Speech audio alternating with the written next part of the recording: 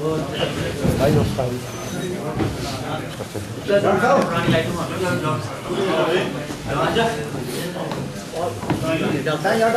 Doctor साहब आइए। Doctor साहब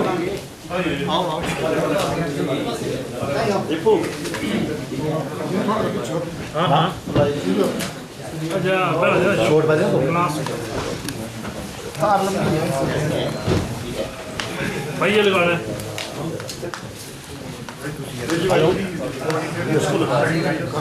हाँ जी भाई राजू भाई मैं ये कॉन्फ्रेंस करता भाई पीछे लुगाई दियो भले वाला ओ कॉलर। हाँ बस बस बस मैं भी लाइक करना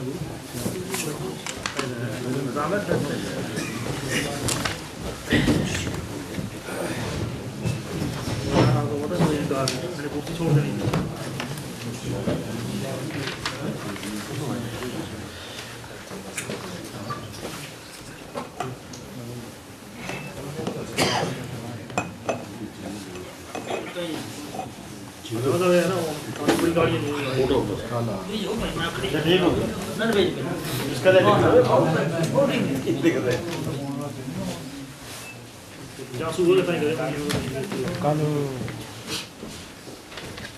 आगे सरदार बड़ी घाट है।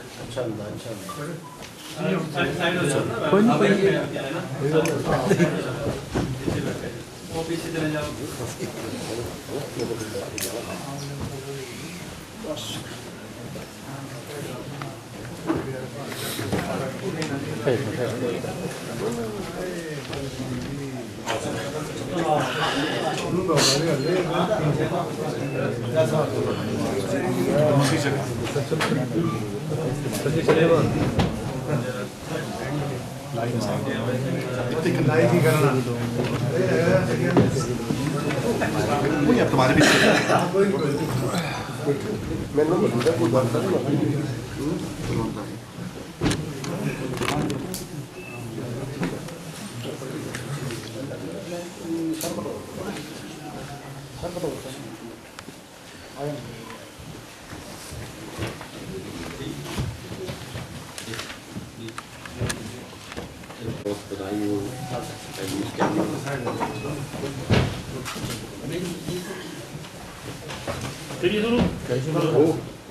जी सर। यस। सबसे पहले तो मैं अपने प्रेस के जो मेरे बंधु हैं सारे आज यहाँ एकत्रित हुए हैं, मैं आप सबका तहे दिल से जो है धन्यवाद करना चाहूँगा कि आज इलेक्शन जीतने के बाद जो है पहली बार जो है मैं आप लोगों के बीच जो है मुखातिब हो रहा हूँ। और पहले भी मेरी इच्छा थी कुछ दिन पहले ये प्रेस कॉन्फ्रेंस हो जाए, लेकिन मैंने सोचा आप लोगों से मिलने से पहले क्यों ना एक सरकारी रिव्यू मीटिंग जो है वो हो जाए और मैं थोड़ी सी डिटेल ले लूँ कि पीछे क्या हुआ है और क्या कार्यक्रम सरकार के हुए हैं और क्या दिक्कतें हैं और ऐसी अन्य चीज़ें। तो उससे पहले जो है मैंने एडमिनिस्ट्रेशन से जो है एक मीटिंग ली और उसके बाद फिर क्योंकि कल क्रिसमस है तो आप सब बंधुओं को मैरी क्रिसमस इन एडवांस। और आप लोगों ने जो योगदान दिया पिछले इलेक्शन के अंदर और हमारी आवाज़ जो है आप लोगों ने जनता तक पहुंचाई, उन सब चीज़ों के लिए भी मैं सारे प्रेस के बंधुओं को जो है शुक्रिया अदा करना चाहता हूं, धन्यवाद करना चाहता हूं। और आज की ये जो प्रेस कॉन्फ्रेंस है वो मैंने मुख्यतः इसलिए रखी थी कि कुछ मैं चीज़ें आपके साथ अपना विज़न जो है आने वाले वक्त के लिए थोड़ा बहुत जो मैंने सोचा है मैं आपके साथ कुछ शेयर करना चाहता हूं। और अभी थोड़ी सी डिटेलिंग की ज़रूरत है क्योंकि अभी सारी जो चीज़ें हैं मेरे समक्ष जो है नहीं रखी गई हैं, इसमें थोड़ा सा शायद 1-2 महीने का जो है समय लगेगा। लेकिन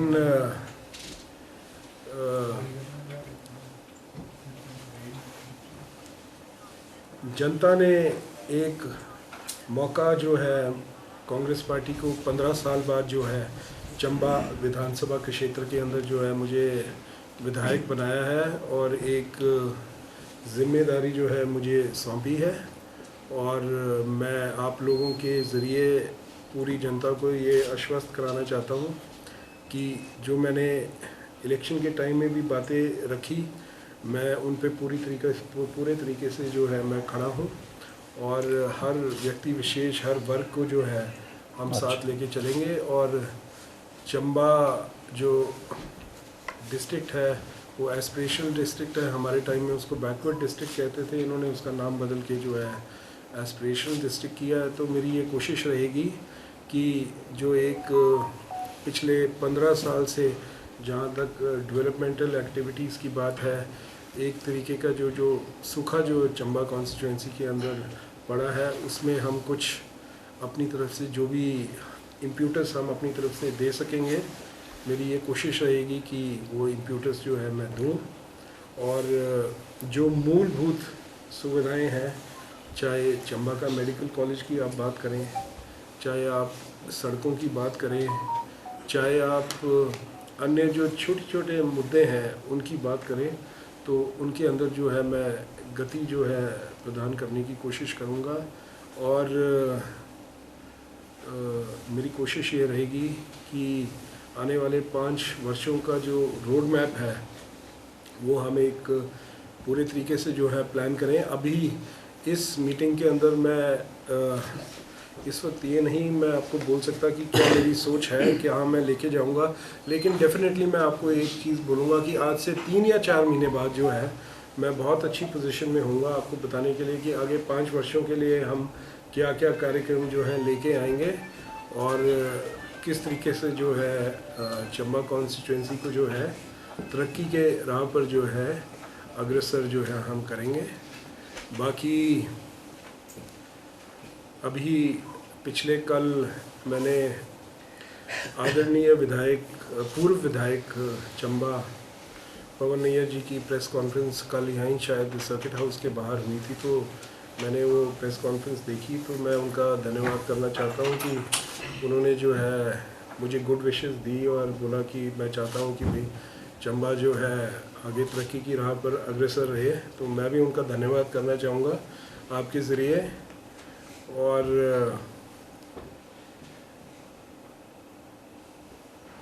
उन्होंने मेरे को धन्यवाद से ज़रूर किया, लेकिन उसके बाद जो उनका जो लहजा था बात करने का वो मुझे थोड़ा सा डिक्टेटोरियल टाइप का लगा। और उसके अंदर उन्होंने एक तरीके से फिर ये चेतावनी दे दी कि भाई कोई भी हम ऐसे काम नहीं होने देंगे जो हमारे अगर लोगों के साथ कोई भेदभाव हुआ तो, और मैं बैठा हूँ या जो भी है, उनकी शैली से मुझे ऐसा लगा कि उन्होंने मुझे आशीर्वाद तो दिया है लेकिन शायद दिल से नहीं दिया है। तो आपके माध्यम से मैं बोलना चाहूँगा, मैं तो इसी प्लेटफॉर्म में जीत के आया हूँ कि हम सबको साथ लेके चलेंगे, लेकिन मुझे लगता है कि उनके अपने दिल के अंदर कुछ उन्होंने ऐसे काम किए हुए हैं जो उन्हें अपने नज़र ऐसे आते हैं, तो इसीलिए जो है वो ऐसी बात बोल रहे थे कि एक धमकी बड़े लहजे के अंदर जो है वो बात कर रहे थे। और उन्होंने ये भी, मैंने उनका वक्तव्य बड़े ध्यानपूर्वक तरीके से सुना, तो उन्होंने बोला कि जो पिछले 40 सालों में किसी पार्टी ने या किसी एमएलए ने यहाँ काम नहीं किया, वो काम मैंने किया और मुझे तो समझ में नहीं आया कि क्या हुआ। तो मेरा ऐसा मानना है कि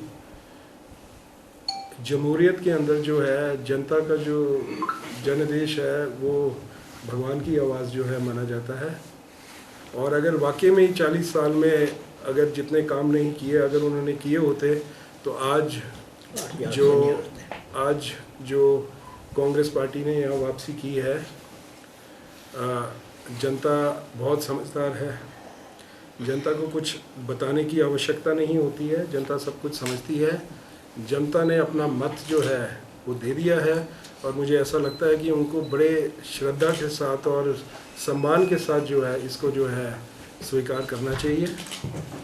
और बाकी आगे तो उनकी इच्छा है, वो जो मर्ज़ी करें।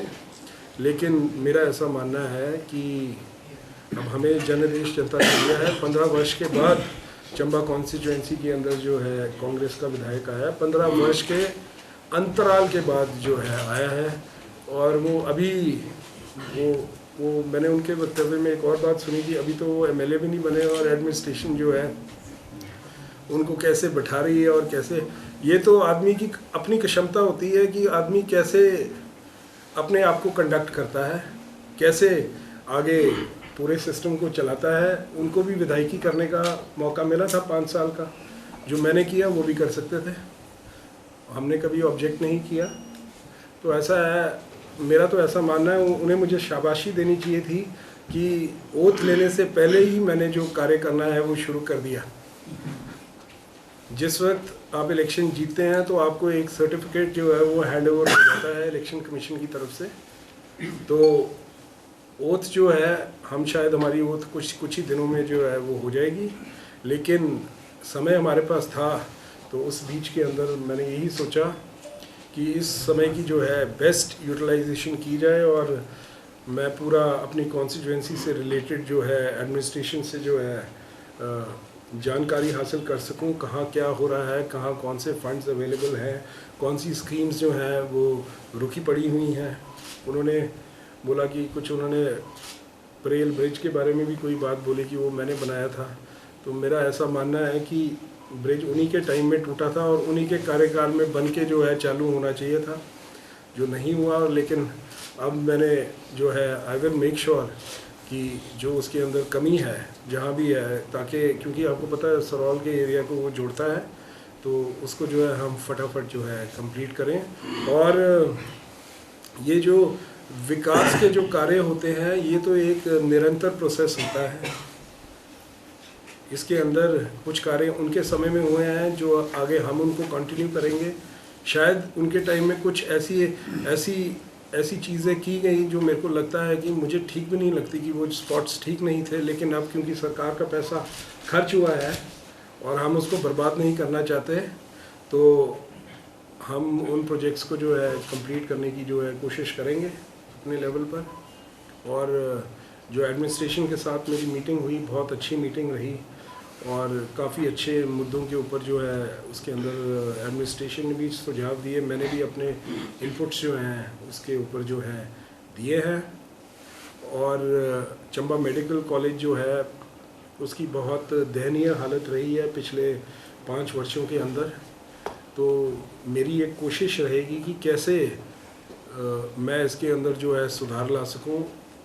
बोलना बहुत आसान है और करना जो है बहुत मुश्किल है, लेकिन काफ़ी अच्छी इनपुट्स जो है प्रिंसिपल मेडिकल कॉलेज ने दी हैं कि हम कैसे डॉक्टर्स की फैकल्टी को जो है यहाँ मतलब ठीक रख सकें। 100% फैकल्टी पूरी करना तो असंभव है, लेकिन मैंने उनको बोला कि आप एक चार्ट बनाओ, हर डिपार्टमेंट के अंदर कितने आपको मिनिमम डॉक्टर्स चाहिए, जिससे जो मेडिकल कॉलेज जो है वो कम से कम ठीक ढंग से जो है उसका जो है संचालन हो सके।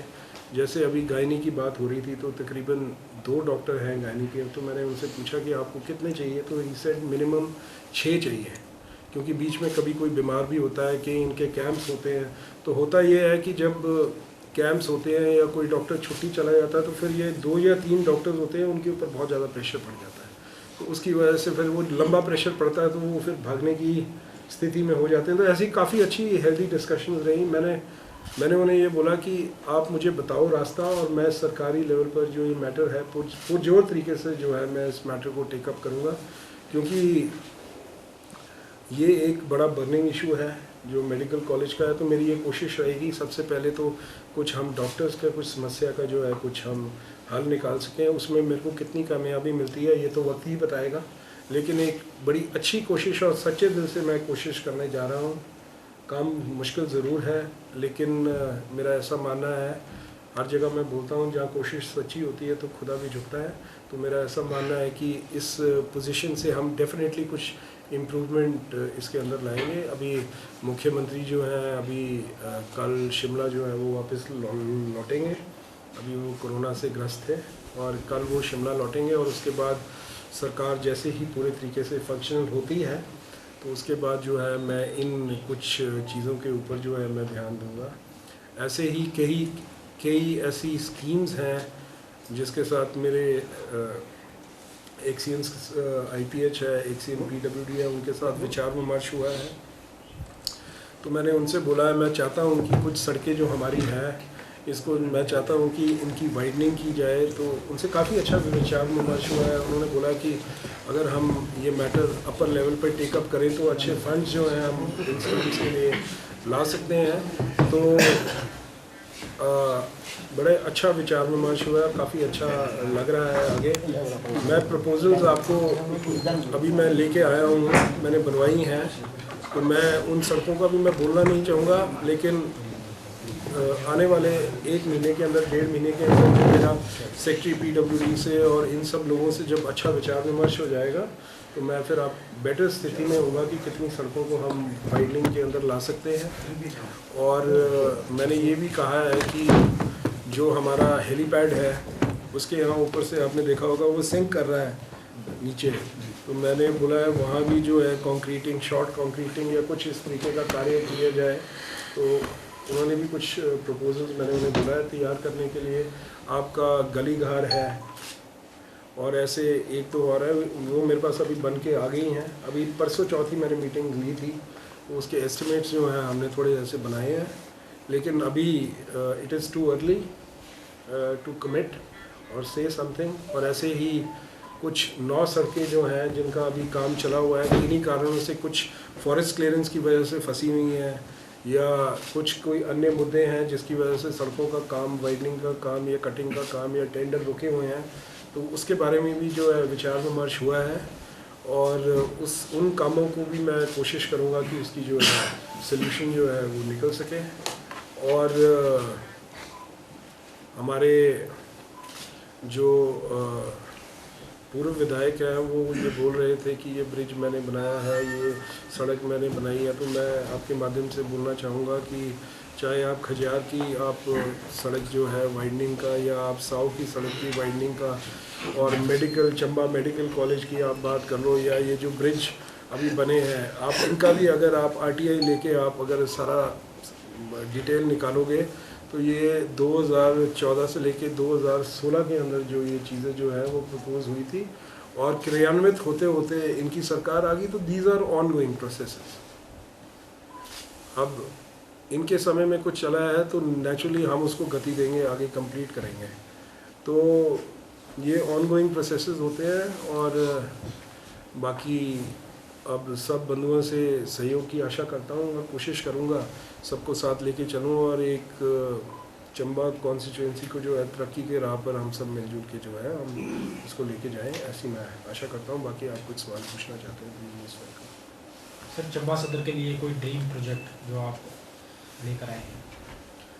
चंबा सदर के लिए देखो जी, एक तो ऐसा है कि एक पुलिस टाइम में हमारे टाइम में एक इंडोर स्टेडियम की मांग रखी गई थी, फिर इनकी सरकार आई, वो 2 करोड़ रुपया हमारे टाइम का ही आया हुआ है उधर। लेकिन उस टाइम में कुछ NOC वगैरह की प्रॉब्लम रही। 2014 से जो 2017 तक जो राजा वीरभद्र सिंह जी का कार्यकाल था, उसके बाद जो है यहाँ जो इनके फॉरेस्ट मिनिस्टर थे पठानिया जी, उन्होंने उसको अनाउंस भी किया कि हम इसको इमीडिएटली स्टार्ट करेंगे और वो स्टेडियम दूसरा उन्होंने कर दिया था प्री फैब्रिकेटेड। तो मैं प्री फैब्रिकेटेड स्टेडियम के हक में नहीं हूँ। मैं तो यही चाहूँगा अगर मेरा पूरा सिस्टम बन सका तो जो स्टेडियम है वो प्रॉपर कंक्रीट का बने और सॉलिड बने और जगह जो है मैंने ड्यूटी लगाई है उसको प्रॉपरली आइडेंटिफाई करें। और मेरी ये कोशिश रहेगी कि चंबा के अंदर जो है पार्किंग की बड़ी भारी समस्या है।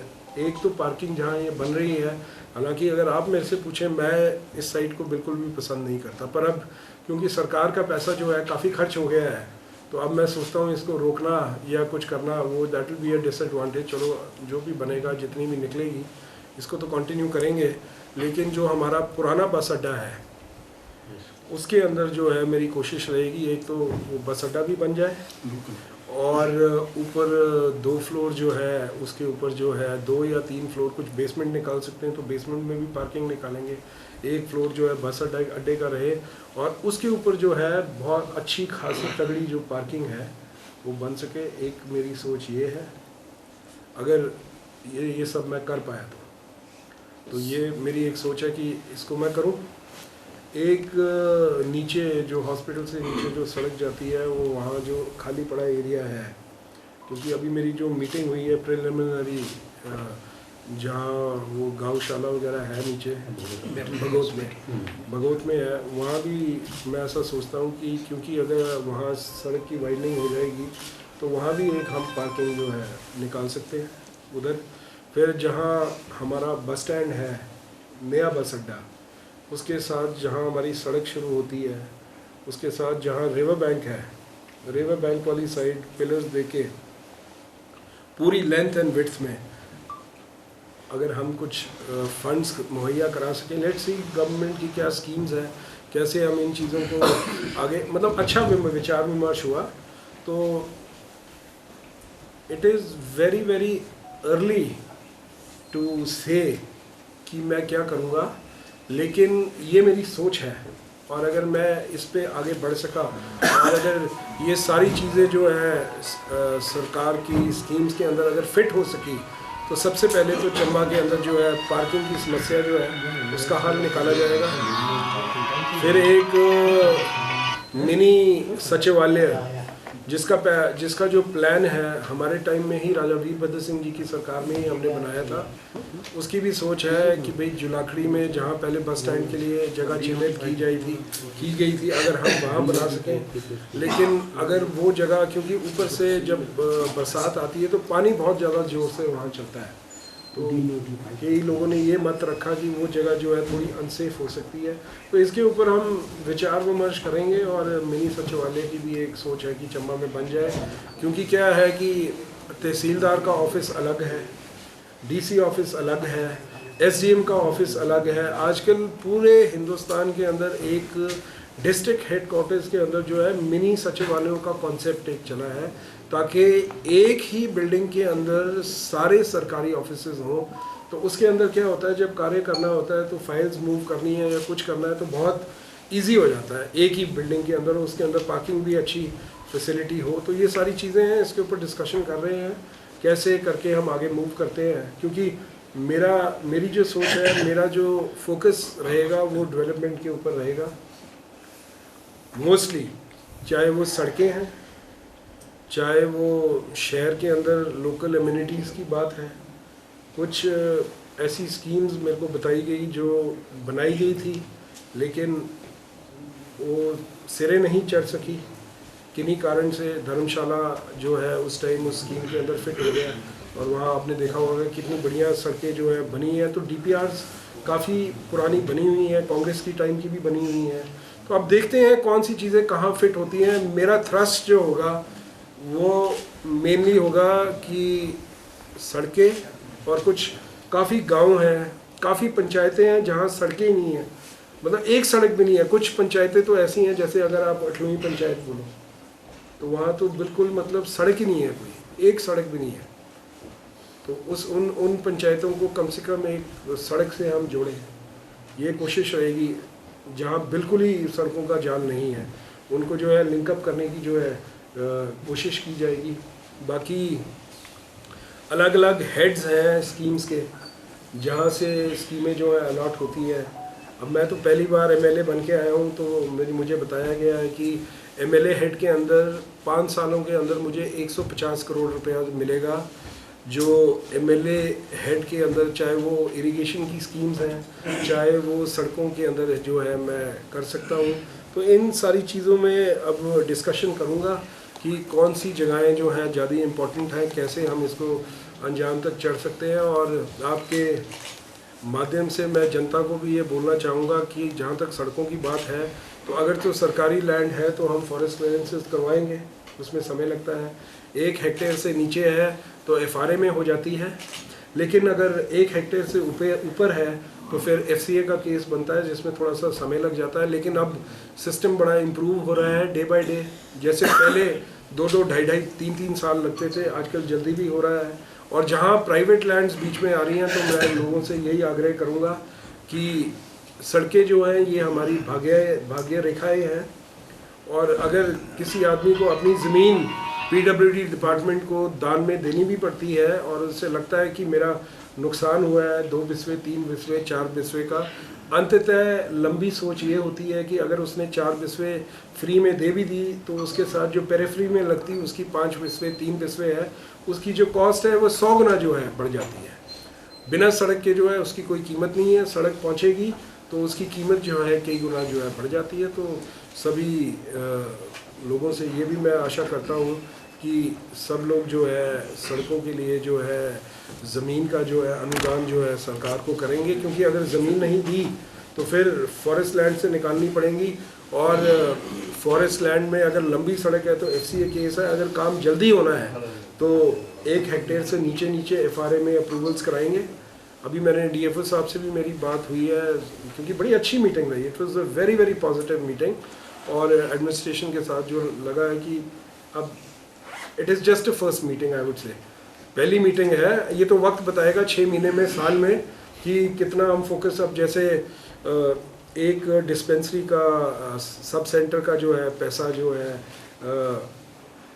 जटकरी पंचायत में कई टाइम से आया हुआ है, वहाँ ज़मीन मुहैया करानी है तो वो ऐसे ही पड़ी हुई है। तो कल मतलब ऐसी चीज़ें मेरे को काफ़ी मतलब उन्होंने बताई हैं। तो मैंने ये भी फैसला लिया कि जैसे ये जो मीटिंग है ये हर 3 महीने बाद हम इन मीटिंग्स को जो है रिव्यू करें, और जो इस मीटिंग के अंदर हमने चीज़ें वहाँ बोली हैं करने के लिए, 3 महीने बाद जो है अगली मीटिंग के अंदर हम पता करेंगे कि भाई उन कार्यों को जो है डिपार्टमेंट्स ने कैसे टेकअप किया। मुझे बताया गया कि राजपुरा, सरौल, हरिपुर के अंदर एक कोल्ड स्टोरेज के लिए शायद पैसा आया, वो उनको पता ही नहीं है अभी। तो उन्होंने बोला कि अगली मीटिंग में हम क्लियर करके बताएंगे कि आया है कि नहीं आया है, कि सुनी सुनाई बातें हैं। तो ऐसे ही कई, अब मैं ऐसे डिटेल में जाऊंगा तो बहुत सारे ऐसे मुद्दे थे जिसके ऊपर डिस्कशन हुई, चाहे एग्रीकल्चर, हॉर्टिकल्चर का क्षेत्र है।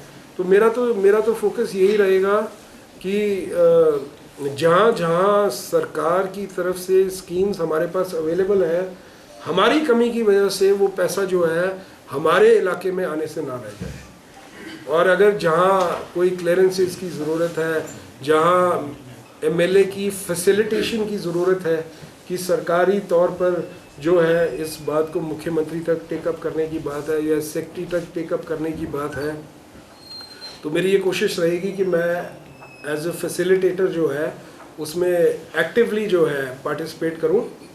और अगर कहीं कुछ बिंदु जो फंसे पड़े हैं, पेच फंसे पड़े हैं, जिसकी वजह से प्रोजेक्ट छोटी छोटी चीज़ों की वजह से अगर रुके पड़े हैं, तो उनको मैं क्लियर कर सकूं, ताकि जो है कुछ ना कुछ कार्य जो है आने वाले वक्त के अंदर जो है हमें दिखना शुरू हो।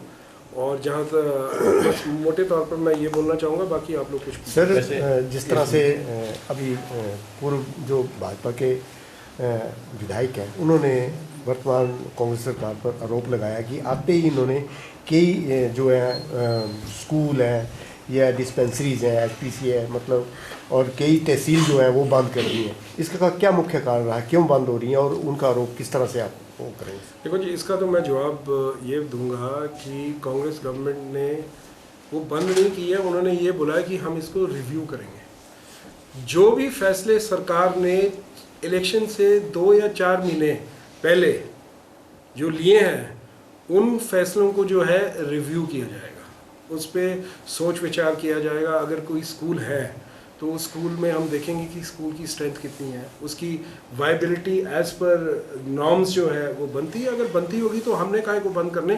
पर ऐसा होता है, आपको पता है, जब इलेक्शनें होती हैं तो सरकारें फिर जब जाने लगती हैं तो फिर ऐसे ऐसे फैसले लेती है जो फैसले जो हैं जो वायबल ही नहीं होते हैं।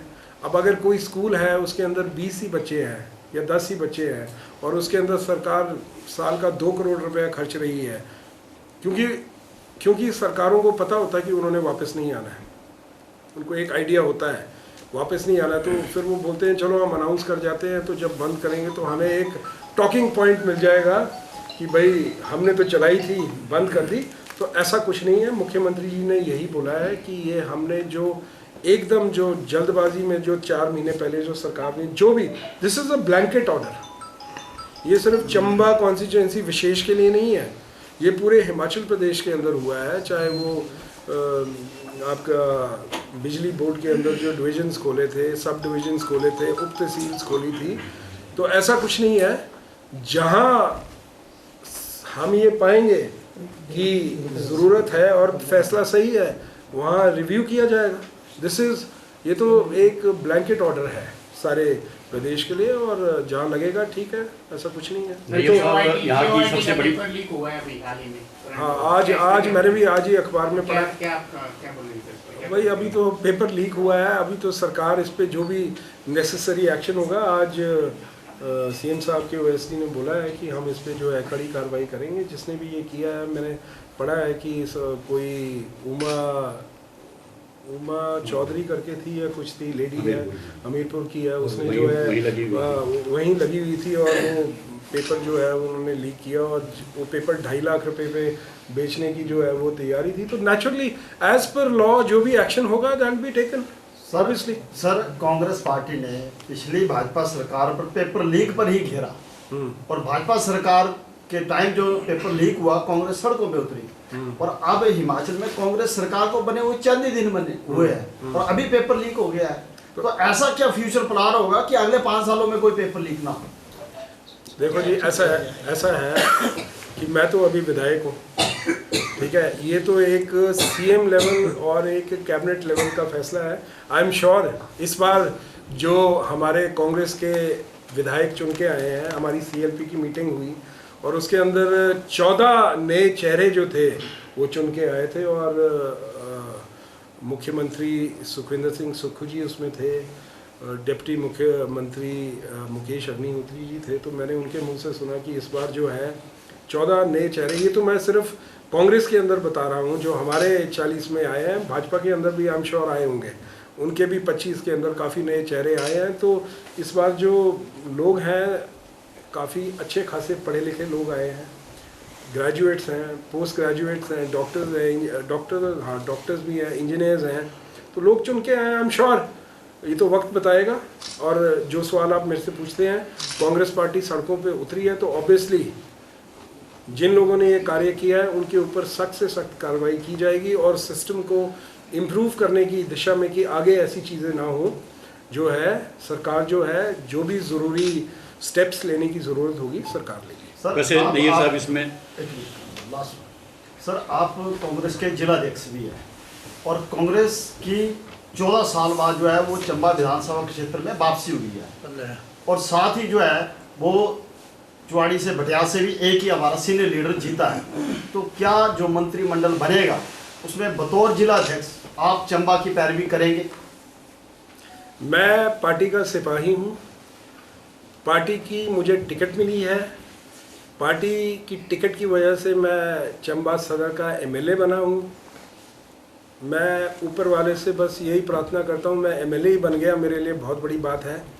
एमएलए बन के भी हम अपने इलाके के लिए बहुत कुछ कर सकते हैं, हमने अपना कर्म करना है। सर, अपना भटियात की भी हम बात कर रहे हैं, भटियात वहाँ मंत्रिमंडल दिलवाएंगे?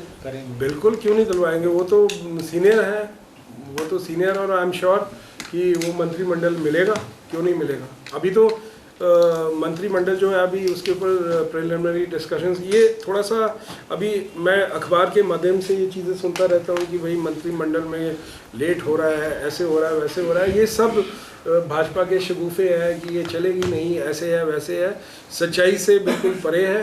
असल में हमारे मुख्यमंत्री सुखविंदर सिंह सुक्खू जी थोड़े से अस्वस्थ हो गए, उसकी वजह से जो है जो हमारी ओथ थी वो एक्चुअली में 22 तारीख को होनी थी, लेकिन क्योंकि वो अस्वस्थ हुए तो उसकी वजह से वो क्वारंटीन में चले गए, और कल वो जो है शिमला पहुंचेंगे। कल जो महामहिम गवर्नर हैं वो अवकाश पे जा रहे हैं 4-5 दिन के लिए। तो नेचुरली अब ये जो मर्जी बोलते रहें कि ऐसे हो रहा है, स्थितियाँ ऐसी बनी और उसके बाद अगर गवर्नर साहब यहाँ होते भी तो जहाँ ओथ लेनी थी वो धर्मशाला में होनी थी। तो आपको पता है कि क्रिसमस है, न्यू ईयर्स है, तो सारे होटल्स वगैरह हैं वो सारे पैक्ड है। तो पूरा जो सिस्टम है वो विधानसभा का धर्मशाला उठ के आएगा, ठीक है। कमरे भी चाहिए, सारी चीज़ें चाहिए। तो इस वजह से जो है ये सारी चीज़ें डिले हुई है। ऐसा कुछ नहीं है कि कोई कांग्रेस पार्टी के अंदर, ये तो एक चीज़ें दिखाई जा रही हैं ऐसे कि कुछ ऐसा हो रहा है, ऐसा कुछ नहीं है। कांग्रेस पार्टी जो है, मैंने जब अपनी इलेक्शन लड़ी थी तो मैं हर जगह एक चीज़ बोलता था, हिमाचल प्रदेश एक छोटी सी स्टेट ज़रूर है, लेकिन हमें पूरे हिंदुस्तान के अंदर सबसे पढ़े लिखे राज्यों में हमें शुमार किया जाता है, केरला और हिमाचल को। और जहाँ पढ़ाई अच्छी होती है वहाँ लोग जो है बहुत सोच समझ के फैसला देते हैं, और जो जनादेश जो है लोगों ने बहुत सोच समझ के दिया है। और कांग्रेस पार्टी को जो मैंडेट इस बार, जो जनादेश जो कांग्रेस पार्टी को मिला है, ये हम सबका दायित्व बनता है कि उस जनादेश को जो है हम जो है बहुत ध्यानपूर्वक तरीके से सब मिलके जो है प्रदेश को जो है तरक्की के रास्ते पे अग्रसर करें। ये सब मेरा मानना है। नीर साहब, चंबा शहर की आपने पहले बोला सबसे बड़ी जो समस्या है वो है पार्किंग। और ये पार्किंग जो यहाँ पे जो मतलब बन रही है फिलहाल, इतनी कछुआ चाल है, इसमें तेजी कैसे लाएंगे आप? क्या प्लान है आपके पास? मतलब ये जल्दी से अभी तो मैं आपसे अगर सच बोलूँ, जहाँ पार्किंग बन रही है ना, मैंने देखी भी नहीं है वो साइट कहाँ है, क्या है। पर मैं इतनी गारंटी से बोल सकता हूँ कि अगर मैं यहाँ का अगर उस टाइम पे विधायक होता तो मैं इस जगह को सिलेक्ट नहीं करता, क्योंकि मेरे पिताजी के टाइम में भी यहाँ प्रपोज़ल आई थी मार्केट बनने की, और उस टाइम में ये प्रपोज़ल इसलिए जो है छोड़ दी गई थी क्योंकि आपको पता है कि चौगान जो है वो बोल्डर्स, क्योंकि कभी यहाँ रावी नदी बहा करती थी हज़ारों साल पहले। तो मेरे पिताजी की ये सोच थी कि ये उस टाइम में, क्योंकि पुराना टाइम भी था, अब तो टेक्नोलॉजी भी बहुत इम्प्रूव हो गई है, तो जो हमारी पुरानी धरोहरें थी उनके साथ छेड़छाड़ नहीं करना चाहते थे। तो उन्होंने बोला कि ये जो साइड है नीचे मल्ला है कसाखड़ा, ठीक है, और एसपी की कोठी है पार्किंग के साथ नीचे। तो हमारी ऐसी मंशा थी कि इस साइड जो है, क्योंकि ये नेचुरल चीज़ें होती हैं, इनके साथ जितना कम छेड़छाड़ करो। आपका खजियार जैसे झील थी, मैं आपको बोलना चाहता हूँ, क्योंकि ये बातें मैंने अपने पिताजी के मुंह से सुनी है। तो जब खजियार झील का सौंदर्यीकरण का काम शुरू हुआ 80s में, तो यहाँ जो है सीमेंटेड पाइपें बनाई गई। तो मेरे पिताजी बोलते थे कि इसके साथ छेड़छाड़ नहीं करनी चाहिए, ये नेचुरल सिस्टम है, कुदरत की देन है। आदमी जितनी मर्जी तरक्की कर ले, साइंस जितनी मर्जी तरक्की कर ले, पर जो नेचुरल सिस्टम होता है ऑटोमेटिक, उसके साथ ज़्यादा छेड़छाड़। अब आप देखो जब बारिशें होती हैं तो लेक का पानी जो है वो बाहर की साइड जो है आना शुरू हो जाता है। उसका मुझे ऐसा लगता है कि मुख्य कारण ये भी है क्योंकि आपने बहुत सारी नालियाँ बना दी जो सीमेंटेड है, और पानी फिर जो है ऐसे पानी स्प्रेड होता था, घास के अंदर चला जाता था। मैं कोई वैज्ञानिक या बड़ा पढ़ा लिखा आदमी तो हूँ नहीं, पर मैं एक कॉमन सेंस की बातें आपसे कर रहा हूँ। ये कॉमन सेंस से मैं बोल रहा हूँ कि जो नेचुरल चीज़ें होती हैं, अगर आप कहीं भी विकसित देशों के अंदर चले जाओ, जो पेड़ गिरते हैं फॉरेस्ट के अंदर, वो उन पेड़ों को भी नहीं उठाते, उनको भी नहीं काटते हैं वो लोग।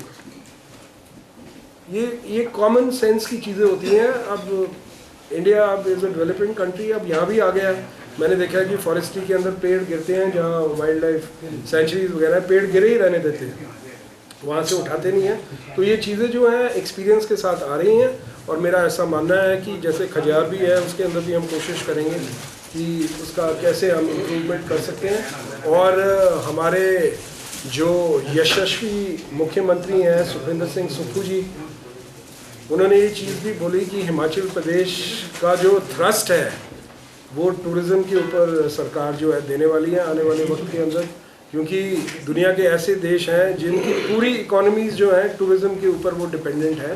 तो टूरिज़्म एक इतना बड़ा सेक्टर है, और हमारा जो प्रदेश है वो हमारे को कुदरत की तरफ से एक देन है कि एक हम पहाड़ी इलाके के अंदर बसते हैं। खूबसूरती तो जो हमारी जगहों की है वो जग जाहिर है, हिमालय की गोद में हम लोग बसते हैं। और हिमालय शब्द ही इतना बड़ा है कि अगर आप हिमालय शब्द में अगर आप एडवर्टाइज़ करके अगर आप इंटरनेशनली हिमाचल को प्रमोट करो, और यहाँ इंफ्रास्ट्रक्चर जो है वो कुछ अच्छा हो जाए, इम्प्रूव हो जाए।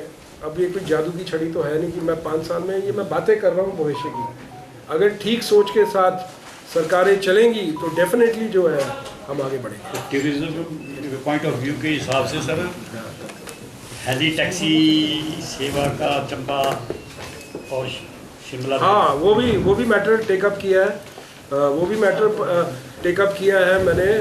जो CLP हुई थी, जो हमारी CLP हुई थी, उसके अंदर मैंने एक तो मेडिकल कॉलेज के बारे में, गायनोकोलॉजिस्ट के बारे में स्पेशली बात की। That was too early, CLP just discussion थी, तो मैंने बात की। अब थोड़ा सा समय दो, देखते हैं इसको कैसे ले जा सकते हैं आगे। सर क्या नगर परिषद पर कांग्रेस का कब्जा होगा चंबा में? नगर परिषद पर क्या होगा ये तो जो नगर परिषद से चुने हुए नुमाइंदे हैं वो तय करेंगे, हम नहीं तय करेंगे। जो वो तय करेंगे वो होगा। सर सरकार ने आते ही मुख्यमंत्री ने बोला कि ये जो सरकार होगी वो पारदर्शिता भरी सरकार होगी, लेकिन आपकी जो पहली ही मीटिंग हुई अधिकारियों के साथ उसमें मीडिया को उस मीटिंग से बाहर कर दिया गया। तो क्या आगे भी जितनी भी मीटिंग होगी क्या मीडिया से छुपा कर की जाएगी सर? ऐसा कुछ नहीं है, मीडिया को बाहर कुछ नहीं किया गया। वो तो एक रिव्यू मीटिंग थी, रिव्यू मीटिंग का रिव्यू हो जो भी हो, नहीं लोग लाइव देखें, आजकल लाइव का जमाना है। अगर क्या अधिकारी बोलते हैं, क्या नेता सोच रहे हैं? आप अगर ऐसा चाहेंगे तो अगली बार हम उसके बारे में विचार विमर्श कर सकते हैं, पर मेरा ऐसा मानना है कि कुछ सरकार बंद कमरों में मीटिंगें करती रही इसलिए वो बंद होगी, सरकार बंद होगी।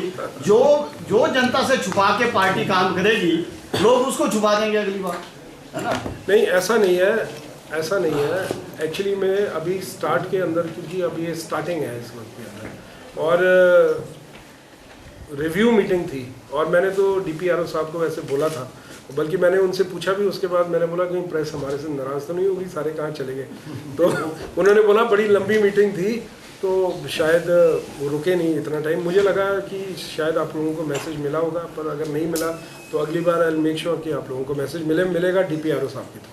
अच्छा और मेरे को पिछली बार भी ये परेशानी आती रहती थी, पर चलो अब DPRO साहब है, परेशानी उनके ऊपर। सर मीडिया की जरूरी है ना, और क्यों नहीं होगी? मैंने पिछली सरकार से अधिकारी कुछ छुपाते रहे, बताते कुछ हो रहे, मीडिया से भी तो इन्फॉर्मेशन मिलती है।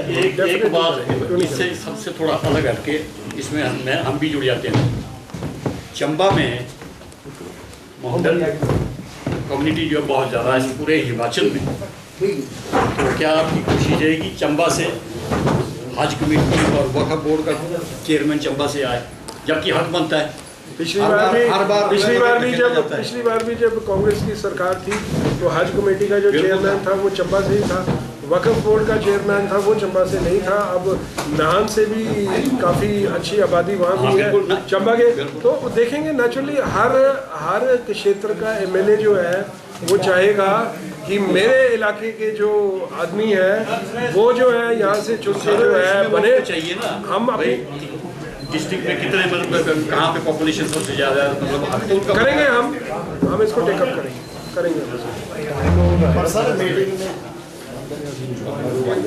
पहले बंद लाइव तो नहीं है ना, बंद कर दी भाई। ऐसा है सर, मीटिंग से अगर बंद कमरों में मीटिंग की ना तो फिर स्थायी में असर वही होगा जो BJP का होगा। जब सरकार बोल रही है जनता से कि पारदर्शी है, तो जब पारदर्शी है फिर छिपाना क्यों? छिपाना तो कुछ भी नहीं है। तो फिर जब मीडिया को मीटिंग से बाहर रखा जाएगा सर तो छिपाया जाएगा बंद कमरों में, अधिकारियों की नाकामी छिपाई जाएगी। अधिकारी नेताओं की वाहवाही करेंगे, नेता अधिकारियों की वाहवाही करेंगे, आपस में ही मिलते रहेंगे 5 साल, फिर लोग वोट डालेंगे, फिर 1000 ऐसा नहीं होगा। नहीं हुआ ना पहली meeting, first impression last impression. कोई बात नहीं, मेरी बात सुनो, लास्ट इंप्रेशन को हम फर्स्ट इंप्रेशन करेंगे, मैं ऐसे बोलूंगा। क्योंकि 3 महीने बाद फिर भी हो रही है ना, फिर वही हालत ना हो। अभी तो ऐसा कुछ नहीं होगा। मीटिंग में उठाओ, सारी मीडिया को बुलाओ, पता लगे कौन अधिकारी क्या बोल रहा है, कुछ चीजें हमें पता होती है, मीडिया को पता होती है। कर लेंगे ऐसा, इस पे सोच विचार। पर ऐसा था नहीं कि मैंने किसी को रोका है करने के लिए, वो तो साहब ने ऑर्डर दिए ना सर, डी साहब ने बोला मीडिया वाले को बोला बाहर चले जाओ, फोटो फाटो करो और बाहर चले जाओ, वो चीज भी होना चाहिए ना, क्योंकि DC ने इलेक्शन नहीं लड़ी है, इलेक्शन आपने लड़ी है 27 में।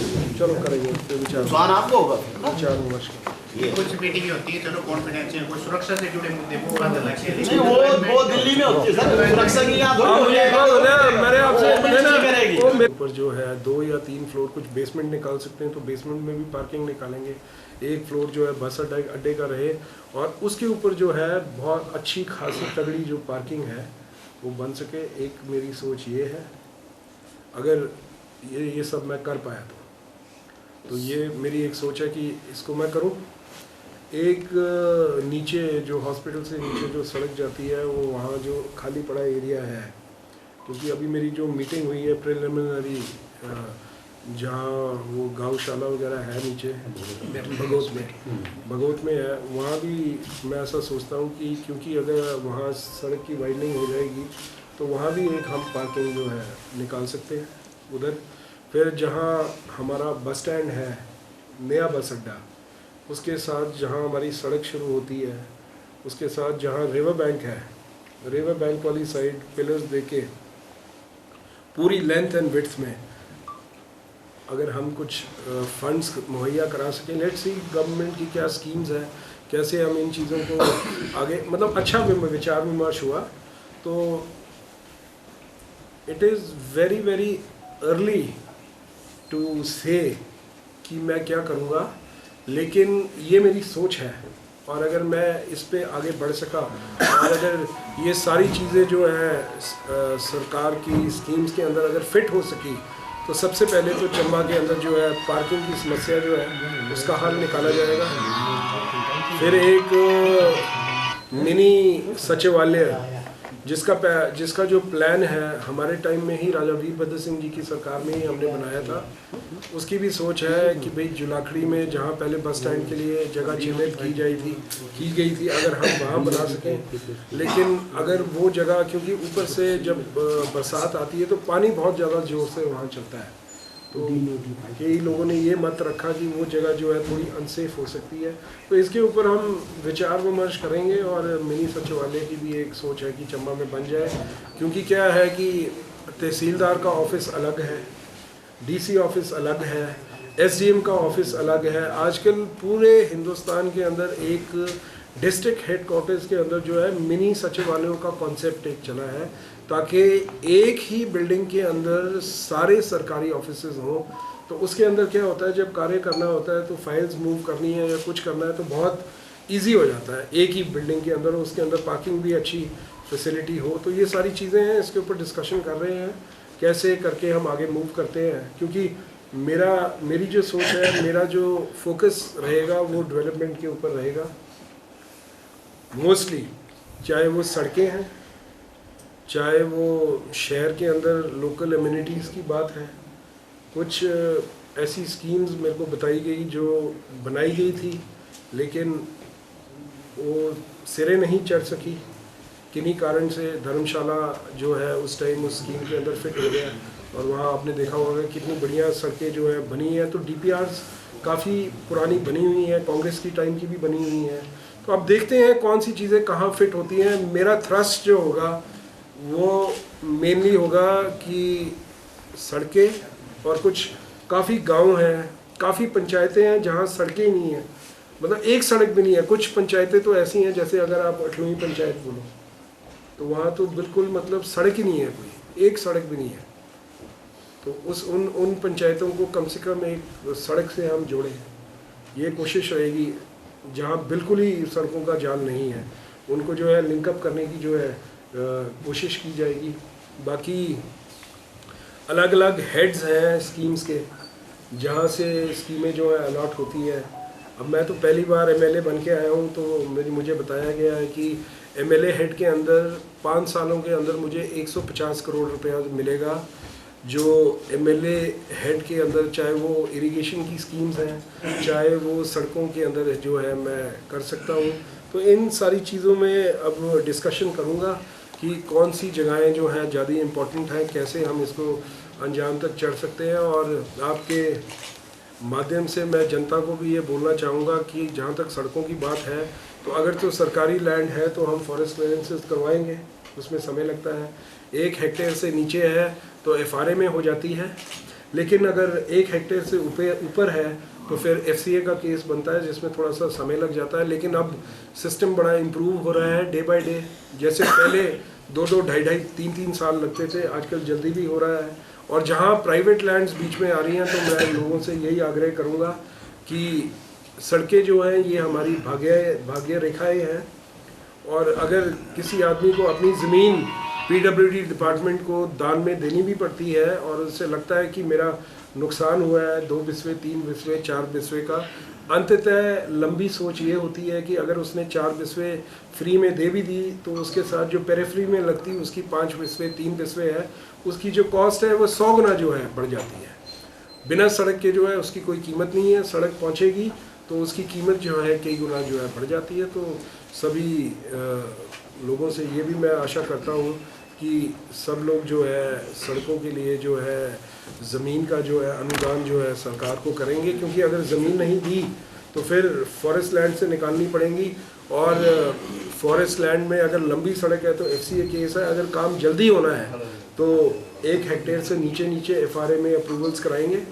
अभी मैंने DFO साहब से भी मेरी बात हुई है, क्योंकि बड़ी अच्छी मीटिंग रही। It was a very very positive meeting, और एडमिनिस्ट्रेशन के साथ जो लगा है कि अब it is just a first meeting, I would say पहली मीटिंग है। ये तो वक्त बताएगा 6 महीने में, साल में, कि कितना हम फोकस। अब जैसे एक डिस्पेंसरी का सब सेंटर का जो है पैसा जो है जटकरी पंचायत में कई टाइम से आया हुआ है, वहाँ ज़मीन मुहैया करानी है तो वो ऐसी ही पड़ी हुई है। तो कल मतलब ऐसी चीज़ें मेरे को काफ़ी मतलब उन्होंने बताई हैं। तो मैंने ये भी फैसला लिया कि जैसे ये जो मीटिंग है ये हर 3 महीने बाद हम इन मीटिंग्स को जो है रिव्यू करें, और जो इस मीटिंग के अंदर हमने चीज़ें वहाँ बोली हैं करने के लिए, 3 महीने बाद जो है अगली मीटिंग के अंदर हम पता करेंगे कि भाई उन कार्यों को जो है डिपार्टमेंट्स ने कैसे टेकअप किया। मुझे बताया गया कि राजपुरा, सरौल, हरिपुर के अंदर एक कोल्ड स्टोरेज के लिए शायद पैसा आया, वो उनको पता ही नहीं है अभी। तो उन्होंने बोला कि अगली मीटिंग में हम क्लियर करके बताएंगे कि आया है कि नहीं आया है, कि सुनी सुनाई बातें हैं। तो ऐसे कई, अब मैं ऐसे डिटेल में जाऊंगा तो बहुत सारे ऐसे मुद्दे थे जिसके ऊपर डिस्कशन हुई, चाहे एग्रीकल्चर, हॉर्टिकल्चर का क्षेत्र है। तो मेरा तो फोकस यही रहेगा कि जहाँ सरकार की तरफ से स्कीम्स हमारे पास अवेलेबल है, हमारी कमी की वजह से वो पैसा जो है हमारे इलाके में आने से ना रह जाए। और अगर जहाँ कोई क्लियरेंसेस की ज़रूरत है, जहाँ MLA की फैसिलिटेशन की ज़रूरत है, कि सरकारी तौर पर जो है इस बात को मुख्यमंत्री तक टेकअप करने की बात है या सेक्रेटरी तक टेकअप करने की बात है, तो मेरी ये कोशिश रहेगी कि मैं एज ए फैसिलिटेटर जो है उसमें एक्टिवली जो है पार्टिसिपेट करूं। और अगर कहीं कुछ बिंदु जो फंसे पड़े हैं, पेच फंसे पड़े हैं, जिसकी वजह से प्रोजेक्ट छोटी छोटी चीज़ों की वजह से अगर रुके पड़े हैं, तो उनको मैं क्लियर कर सकूं, ताकि जो है कुछ ना कुछ कार्य जो है आने वाले वक्त के अंदर जो है हमें दिखना शुरू हो। और जहाँ तक मोटे तौर पर मैं ये बोलना चाहूँगा, बाकी आप लोग कुछ सर, जिस तरह से अभी पूर्व जो भाजपा के विधायक हैं, उन्होंने वर्तमान कांग्रेस सरकार पर आरोप लगाया कि आते ही इन्होंने कई जो है स्कूल हैं या डिस्पेंसरीज हैं, HPC है मतलब, और कई तहसील जो है वो बंद कर दी हैं। इसका क्या मुख्य कारण रहा, क्यों बंद हो रही हैं, और उनका आरोप किस तरह से आप वो करेंगे? देखो जी, इसका तो मैं जवाब ये दूंगा कि कांग्रेस गवर्नमेंट ने वो बंद नहीं की है, उन्होंने ये बोला है कि हम इसको रिव्यू करेंगे। जो भी फैसले सरकार ने इलेक्शन से 2 या 4 महीने पहले जो लिए हैं, उन फैसलों को जो है रिव्यू किया जाएगा, उस पर सोच विचार किया जाएगा। अगर कोई स्कूल है तो उस स्कूल में हम देखेंगे कि स्कूल की स्ट्रेंथ कितनी है, उसकी वायबिलिटी एज पर नॉर्म्स जो है वो बनती है। अगर बनती होगी तो हमने काहे को बंद करने। पर ऐसा होता है, आपको पता है, जब इलेक्शनें होती हैं तो सरकारें फिर जब जाने लगती हैं तो फिर ऐसे ऐसे फैसले लेती है जो फैसले जो हैं जो वायबल ही नहीं होते हैं। अब अगर कोई स्कूल है, उसके अंदर 20 ही बच्चे हैं या 10 ही बच्चे हैं, और उसके अंदर सरकार साल का 2 करोड़ रुपया खर्च रही है, क्योंकि सरकारों को पता होता है कि उन्होंने वापस नहीं आना है, उनको एक आइडिया होता है वापस नहीं आना है, तो फिर वो बोलते हैं चलो हम अनाउंस कर जाते हैं, तो जब बंद करेंगे तो हमें एक टॉकिंग पॉइंट मिल जाएगा कि भाई हमने तो चलाई थी, बंद कर दी, तो ऐसा कुछ नहीं है। मुख्यमंत्री जी ने यही बोला है कि ये हमने जो एकदम जो जल्दबाजी में जो 4 महीने पहले जो सरकार ने जो भी, this is a blanket order, ये सिर्फ चंबा कॉन्स्टिट्यूंसी विशेष के लिए नहीं है, ये पूरे हिमाचल प्रदेश के अंदर हुआ है। चाहे वो आपका बिजली बोर्ड के अंदर जो डिविजन्स खोले थे, सब डिविजन्स खोले थे, उप तहसील्स खोली थी, तो ऐसा कुछ नहीं है। जहाँ हम ये पाएंगे कि ज़रूरत है और फैसला सही है, वहाँ रिव्यू किया जाएगा। दिस इज़, ये तो एक ब्लैंकेट ऑर्डर है सारे प्रदेश के लिए, और जहाँ लगेगा ठीक है, ऐसा कुछ नहीं है। यहाँ की सबसे बड़ी लीक हुआ है अभी हाल ही में। हाँ, आज मैंने भी आज ही अखबार में पढ़ा। क्या बोलेंगे भाई अभी तो पेपर लीक हुआ है, अभी तो सरकार इस पे जो भी नेसेसरी एक्शन होगा, आज सीएम साहब के ओएसडी ने बोला है कि हम इस पे जो है कड़ी कार्रवाई करेंगे। जिसने भी ये किया है, मैंने पढ़ा है कि कोई उमा चौधरी करके थी या कुछ थी, लेडी है, हमीरपुर की है, उसने जो है वहीं लगी हुई थी, और वो पेपर जो है उन्होंने लीक किया, और वो पेपर 2.5 लाख रुपए पे बेचने की जो है वो तैयारी थी। तो नेचुरली एज पर लॉ जो भी एक्शन होगा that will be taken obviously. Sir, Congress party ने पिछली भाजपा सरकार पर पेपर लीक पर ही घेरा, और भाजपा सरकार के टाइम जो पेपर लीक हुआ, कांग्रेस सड़कों पे उतरी, और अब हिमाचल में कांग्रेस सरकार को बने हुए चंद ही दिन बने हुए हैं, और अभी पेपर लीक हो गया है। तो ऐसा क्या फ्यूचर प्लान होगा कि अगले 5 सालों में कोई पेपर लीक ना हो? देखो जी, ऐसा है कि मैं तो अभी विधायक हूँ, ठीक है, ये तो एक सीएम लेवल और एक कैबिनेट लेवल का फैसला है। आई एम श्योर इस बार जो हमारे कांग्रेस के विधायक चुन के आए हैं, हमारी सीएलपी की मीटिंग हुई और उसके अंदर 14 नए चेहरे जो थे वो चुन के आए थे, और मुख्यमंत्री सुखविंदर सिंह सुक्खू जी उसमें थे, डिप्टी मुख्यमंत्री मुकेश अग्निहोत्री जी थे। तो मैंने उनके मुंह से सुना कि इस बार जो है 14 नए चेहरे, ये तो मैं सिर्फ कांग्रेस के अंदर बता रहा हूँ, जो हमारे 40 में आए हैं, भाजपा के अंदर भी आई एम श्योर आए होंगे, उनके भी 25 के अंदर काफ़ी नए चेहरे आए हैं। तो इस बार जो लोग हैं काफ़ी अच्छे खासे पढ़े लिखे लोग आए हैं, ग्रेजुएट्स हैं, पोस्ट ग्रेजुएट्स हैं, डॉक्टर्स हैं, डॉक्टर्स भी हैं, इंजीनियर्स हैं, तो लोग चुन के आए हैं। आई एम श्योर ये तो वक्त बताएगा। और जो सवाल आप मेरे से पूछते हैं, कांग्रेस पार्टी सड़कों पे उतरी है, तो ऑब्वियसली जिन लोगों ने ये कार्य किया है उनके ऊपर सख्त से सख्त कार्रवाई की जाएगी, और सिस्टम को इम्प्रूव करने की दिशा में कि आगे ऐसी चीज़ें ना हो, जो है सरकार जो है जो भी ज़रूरी स्टेप्स लेने की ज़रूरत होगी सरकार लेगी। वैसे नैयर साहब इसमें सर, आप कांग्रेस के जिलाध्यक्ष भी हैं, और कांग्रेस की 14 साल बाद जो है वो चंबा विधानसभा क्षेत्र में वापसी हुई है, और साथ ही जो है वो चुवाड़ी से भटियात से भी एक ही हमारा सीनियर लीडर जीता है। तो क्या जो मंत्रिमंडल बनेगा उसमें बतौर जिलाध्यक्ष आप चंबा की पैरवी करेंगे? मैं पार्टी का सिपाही हूँ, पार्टी की मुझे टिकट मिली है, पार्टी की टिकट की वजह से मैं चंबा सदर का एमएलए बना हूँ। मैं ऊपर वाले से बस यही प्रार्थना करता हूँ, मैं एमएलए ही बन गया, मेरे लिए बहुत बड़ी बात है। एमएलए बन के भी हम अपने इलाके के लिए बहुत कुछ कर सकते हैं, हमने अपना कर्म करना है। सर, अपना भटियात की भी हम बात कर रहे हैं। हाँ, भटियात वहाँ मंत्रिमंडल दिलवाएंगे? बिल्कुल, क्यों नहीं दिलवाएंगे, वो तो सीनियर है, वो तो सीनियर, और आई एम श्योर कि वो मंत्रिमंडल मिलेगा, क्यों नहीं मिलेगा। अभी तो मंत्रिमंडल जो है अभी उसके ऊपर प्रिलिमिनरी डिस्कशंस, ये थोड़ा सा अभी मैं अखबार के माध्यम से ये चीज़ें सुनता रहता हूँ कि भाई मंत्रिमंडल में लेट हो रहा है, ऐसे हो रहा है, वैसे हो रहा है, ये सब भाजपा के शगुफे हैं कि ये चलेगी नहीं, ऐसे है वैसे है, सच्चाई से बिल्कुल परे है।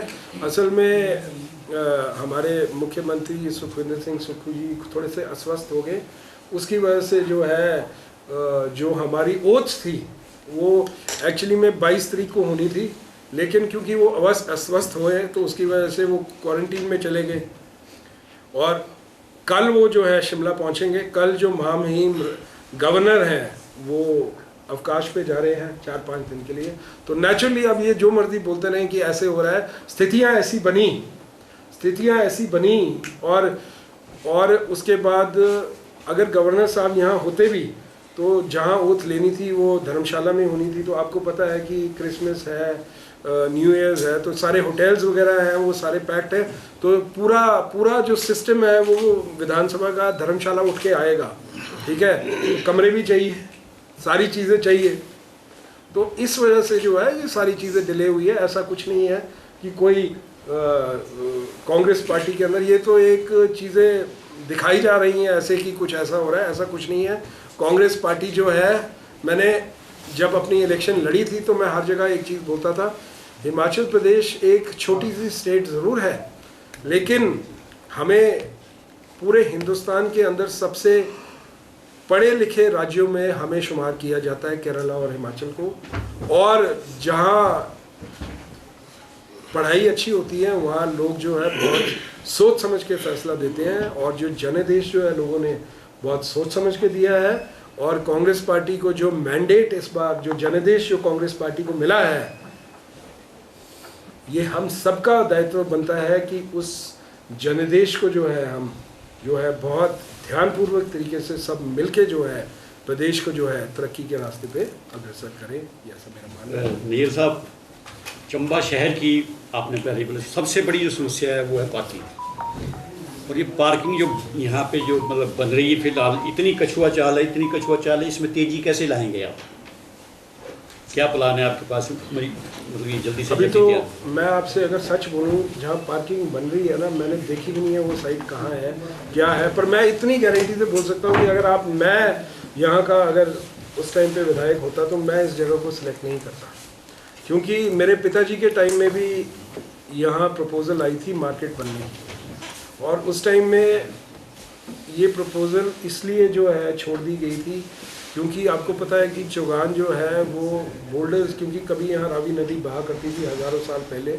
तो मेरे पिताजी की ये सोच थी कि ये उस टाइम में, क्योंकि पुराना टाइम भी था, अब तो टेक्नोलॉजी भी बहुत इम्प्रूव हो गई है, तो वो जो हमारी पुरानी धरोहरें थी उनके साथ छेड़छाड़ नहीं करना चाहते थे। तो उन्होंने बोला कि ये जो साइड है नीचे मल्ला है, कसाखड़ा, ठीक है, और एसपी की कोठी है पार्किंग के साथ नीचे। तो हमारी ऐसी मंशा थी कि इस साइड जो है, क्योंकि ये चीज़ें होती हैं इनके साथ जितना कम छेड़छाड़ करो। आपका खजियार जैसे झील थी, मैं आपको बोलना चाहता हूँ, क्योंकि ये बातें मैंने अपने पिताजी के मुंह से सुनी है। तो जब खजियार झील का सौंदर्यीकरण का काम शुरू हुआ 80s में, तो यहाँ जो है सीमेंटेड पाइपें बनाई गई। तो मेरे पिताजी बोलते थे कि इसके साथ छेड़छाड़ नहीं करनी चाहिए, ये नेचुरल सिस्टम है, कुदरत की देन है। आदमी जितनी मर्जी तरक्की कर ले, साइंस जितनी मर्जी तरक्की कर ले, पर जो नेचुरल सिस्टम होता है ऑटोमेटिक, उसके साथ ज़्यादा छेड़छाड़। अब आप देखो जब बारिशें होती हैं तो लेक का पानी जो है वो बाहर की साइड जो है आना शुरू हो जाता है। उसका मुझे ऐसा लगता है कि मुख्य कारण ये भी है क्योंकि आपने बहुत सारी नालियाँ बना दी जो सीमेंटेड है, और पानी फिर जो है ऐसे पानी स्प्रेड होता था, घास के अंदर चला जाता था। मैं कोई वैज्ञानिक या बड़ा पढ़ा लिखा आदमी तो हूँ नहीं, पर मैं एक कॉमन सेंस की बातें आपसे कर रहा हूँ। ये कॉमन सेंस से मैं बोल रहा हूँ कि जो नेचुरल चीज़ें होती हैं, अगर आप कहीं भी विकसित देशों के अंदर चले जाओ, जो पेड़ गिरते हैं फॉरेस्ट के अंदर, वो उन पेड़ों को भी नहीं उठाते, उनको भी नहीं काटते हैं वो लोग। ये कॉमन सेंस की चीज़ें होती हैं। अब इंडिया अब इज़ अ डेवलपिंग कंट्री, अब यहाँ भी आ गया है। मैंने देखा है कि फॉरेस्ट्री के अंदर पेड़ गिरते हैं, जहाँ वाइल्ड लाइफ सेंचुरीज वगैरह, पेड़ गिरे ही रहने देते हैं, वहाँ से उठाते नहीं हैं। तो ये चीज़ें जो हैं एक्सपीरियंस के साथ आ रही हैं, और मेरा ऐसा मानना है कि जैसे खजियार भी है उसके अंदर भी हम कोशिश करेंगे कि उसका कैसे हम इम्प्रूवमेंट कर सकते हैं। और हमारे जो यशस्वी मुख्यमंत्री हैं सुखविंदर सिंह सुक्खू जी, उन्होंने ये चीज़ भी बोली कि हिमाचल प्रदेश का जो थ्रस्ट है वो टूरिज़्म के ऊपर सरकार जो है देने वाली है आने वाले वक्त के अंदर, क्योंकि दुनिया के ऐसे देश हैं जिनकी पूरी इकोनॉमीज़ जो है टूरिज़्म के ऊपर वो डिपेंडेंट है। तो टूरिज़्म एक इतना बड़ा सेक्टर है, और हमारा जो प्रदेश है वो हमारे को कुदरत की तरफ से एक देन है कि एक हम पहाड़ी इलाके के अंदर बसते हैं। खूबसूरती तो जो हमारी जगहों की है वो जग जाहिर है, हिमालय की गोद में हम लोग बसते हैं। और हिमालय शब्द ही इतना बड़ा है कि अगर आप हिमालय शब्द में अगर आप एडवर्टाइज़ करके अगर आप इंटरनेशनली हिमाचल को प्रमोट करो, और यहाँ इंफ्रास्ट्रक्चर जो है वो कुछ अच्छा हो जाए, इम्प्रूव हो जाए। अब ये कोई जादू की छड़ी तो है नहीं कि मैं 5 साल में, ये मैं बातें कर रहा हूँ भविष्य की, अगर ठीक सोच के साथ सरकारें चलेंगी तो डेफिनेटली जो है हम आगे बढ़ेंगे। टूरिज्म पॉइंट ऑफ व्यू के हिसाब से सर हेली टैक्सी सेवा का चंबा और शिमला, हाँ वो भी मैटर टेकअप किया है, मैंने जो CLP हुई थी, जो हमारी CLP हुई थी उसके अंदर मैंने एक तो मेडिकल कॉलेज के बारे में, गायनोकोलॉजिस्ट के बारे में स्पेशली बात की। That was too early, CLP just discussion थी, तो मैंने बात की आप थोड़ा सा समय दो, देखते हैं इसको कैसे ले जा सकते हैं आगे। सर क्या नगर परिषद पर कांग्रेस का कब्जा होगा चंबा में? नगर परिषद पर क्या होगा ये तो जो नगर परिषद से चुने हुए नुमाइंदे हैं वो तय करेंगे, हम नहीं तय करेंगे। जो वो तय करेंगे वो होगा। सर सरकार ने आते ही मुख्यमंत्री ने बोला कि ये जो सरकार होगी वो पारदर्शिता भरी सरकार होगी, लेकिन आपकी जो पहली ही मीटिंग हुई अधिकारियों के साथ उसमें मीडिया को उस मीटिंग से बाहर कर दिया गया। तो क्या आगे भी जितनी भी मीटिंग होंगी क्या मीडिया से छुपा कर की जाएगी सर? ऐसा कुछ नहीं है, मीडिया को बाहर कुछ नहीं किया गया, वो तो एक रिव्यू मीटिंग थी। मीटिंग का रिव्यू हो जो भी हो, नहीं लोग लाइव देखें, आजकल लाइव का जमाना है। अगर क्या अधिकारी बोलते हैं, क्या नेता सोच रहे हैं? आप अगर ऐसा चाहेंगे तो अगली बार हम उसके बारे में विचार विमर्श कर सकते हैं, पर मेरा ऐसा मानना है कि कुछ सरकार बंद कमरों में मीटिंगें करती रही इसलिए वो बंद होगी, तो सरकार बंद होगी। जो जनता से छुपा के पार्टी काम करेगी लोग उसको छुपा देंगे अगली बार, है ना? नहीं ऐसा नहीं है एक्चुअली में अभी स्टार्ट के अंदर, क्योंकि अभी ये स्टार्टिंग है इस वक्त के अंदर, और रिव्यू मीटिंग थी और मैंने तो DPRO साहब को वैसे बोला था, बल्कि मैंने उनसे पूछा भी उसके बाद, मैंने बोला कहीं प्रेस हमारे से नाराज़ तो नहीं होगी, सारे कहाँ चले गए? तो उन्होंने बोला बड़ी लंबी मीटिंग थी तो शायद वो रुके नहीं इतना टाइम। मुझे लगा कि शायद आप लोगों को मैसेज मिला होगा, पर अगर नहीं मिला तो अगली बार आई मेक श्योर कि आप लोगों को मैसेज मिलेगा DPRO साहब के थ्रू। अच्छा और मेरे को पिछली बार भी ये परेशानी आती रहती थी, पर चलो अब DPRO साहब है, परेशानी उनके ऊपर। सर मीडिया की जरूरी है ना, और क्यों नहीं होगी? मैंने पिछले सरकार से अधिकारी कुछ छुपाते रहे, बताते कुछ हो रहे, मीडिया से भी तो इन्फॉर्मेशन मिलती है। एक बात इससे सबसे थोड़ा अलग हटके इसमें हम भी जुड़ जाते हैं। चंबा में मोहम्मदन कम्युनिटी जो बहुत ज़्यादा है पूरे हिमाचल में, तो क्या आपकी कोशिश रहेगी चंबा से हज कमेटी और वक्फ बोर्ड का चेयरमैन चंबा से आए, जबकि हक बनता है? पिछली बार भी जब कांग्रेस की सरकार थी तो हज कमेटी का जो चेयरमैन था वो चंबा से ही था, वक्फ बोर्ड का चेयरमैन था वो चंबा से नहीं था। अब नाहन से भी काफ़ी अच्छी आबादी वहाँ भी है चंबा के, तो देखेंगे नेचुरली हर क्षेत्र का MLA जो है वो चाहेगा कि मेरे इलाके के जो आदमी है वो जो है यहाँ से चुनके जो है बने। चाहिए ना, हम अपनी डिस्ट्रिक्ट में कितने मतलब कहाँ पे पॉपुलेशन सबसे ज़्यादा है, मतलब करेंगे हम इसको टेकअप करेंगे। पर सर मीटिंग में पहले बंद तो नहीं है ना, बंद कर दी भाई। ऐसा नहीं सर, मीटिंग से अगर बंद कमरों में मीटिंग की ना तो फिर स्थायी में असर वही होगा जो बीजेपी का होगा। जब सरकार बोल रही है जनता से कि पारदर्शी है, तो जब पारदर्शी है फिर छिपाना क्यों? छिपाना तो कुछ भी नहीं है। तो फिर जब मीडिया को मीटिंग से बाहर रखा जाएगा सर तो छिपाया जाएगा बंद कमरों में, अधिकारियों की नाकामी छिपाई जाएगी। अधिकारी नेताओं की वाहवाही करेंगे, नेता अधिकारियों की वाहवाही करेंगे, आपस में ही मिलते रहेंगे 5 साल, फिर लोग वोट डालेंगे, फिर हजारों। ऐसा नहीं होगा, नहीं हुआ ना पहली meeting, first impression last impression. कोई बात नहीं, मेरी बात सुनो, लास्ट इंप्रेशन को हम फर्स्ट इंप्रेशन करेंगे, मैं ऐसे बोलूँगा। फिर वही हालत ना हो, अभी तो ऐसा कुछ नहीं होगा।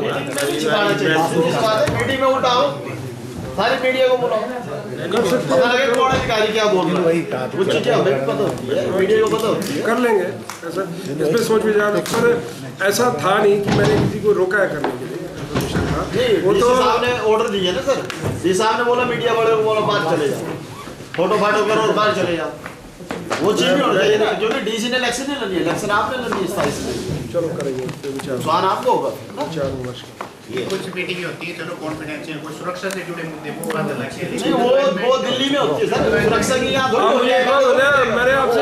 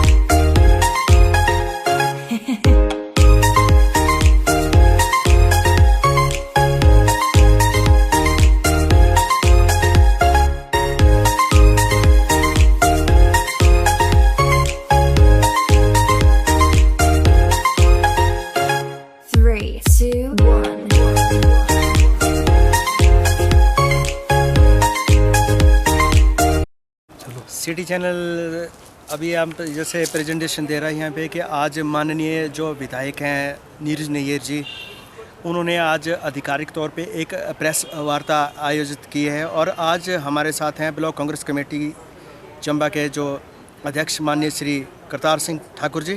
हम उनसे पूछेंगे कि अब आगे व्यवस्था कैसे चलने वाली है सरकार के। ठाकुर साहब, सबसे पहले आपको मुबारकबाद देना चाहेंगे सिटी चैनल की ओर से कि अब सरकार जो फॉर्म होने में कुछ ही समय बचा है, मतलब 2-4 दिनों का विलंब हो गया था और अब होने वाला है, तो आप कैसा महसूस कर रहे हैं? आपका काफ़ी बड़ा अहम रोल रहा है विधानसभा सदर में विधायक के लिए। मुबारकबाद के लिए धन्यवाद। जैसा कि आपने हाल ही में आज हमारी जो ये मीटिंग रखी थी, प्रेस कॉन्फ्रेंस, हमारे आदरणीय एमएलए साहब हमारे जो नीरज नैयर जी उन्होंने रखा था, उन्होंने अपने पूरे आने वाला अपना विज़न रखा कि हम आने वाले 5 साल में क्या करेंगे। ये जो जीत है ये किसी एक की जीत नहीं है, पूरे कांग्रेस की हर कार्यकर्ता की जीत है। जो हमारे वर्कर है ग्राउंड लेवल पे है, हमारे जो फ्रंटल ऑर्गेनाइजेशन है जैसे सेवा दल हो गया, NSUI हो गया, फ्रंटल ऑर्गेनाइजेशन जितने भी महिला मंडल हो गया, माइनॉरिटी सेल है, किसान सेल है, पंचायती राज सेल है, इन्होंने सभी ने जो है जितनी भी हमारी ये संगठन है अच्छा काम किया, ये सभी बधाई के पात्र हैं। सर, जैसे देखा जाए कि 15 सालों बाद जो है कांग्रेस दोबारा यहाँ पे चंबा की सदर की सीट पे सत्तासीन हुई है, तो इसमें आपका भी काफ़ी रोल रहा है, तो क्या मुश्किलें आपको अभी पिछले 5 सालों में फेस करनी पड़ी और किस तरह आप ऑर्गेनाइज कर पाए सभी चीज़ों को? ऐसा जब अपनी सरकार नहीं होती तो मुश्किल तो आती है। हम काफ़ी मुद्दे जो उठाते थे, जो लोगों की ग्रीवेंस थी, जो हमारे पास लोग लेके आते थे कि भाई ये हमारी मुश्किल है, वो सरकार जो उस टाइम जो बीजेपी की सरकार थी वो उसको हल नहीं कर रही थी, तो उसको हम वो मुद्दे उठाते थे।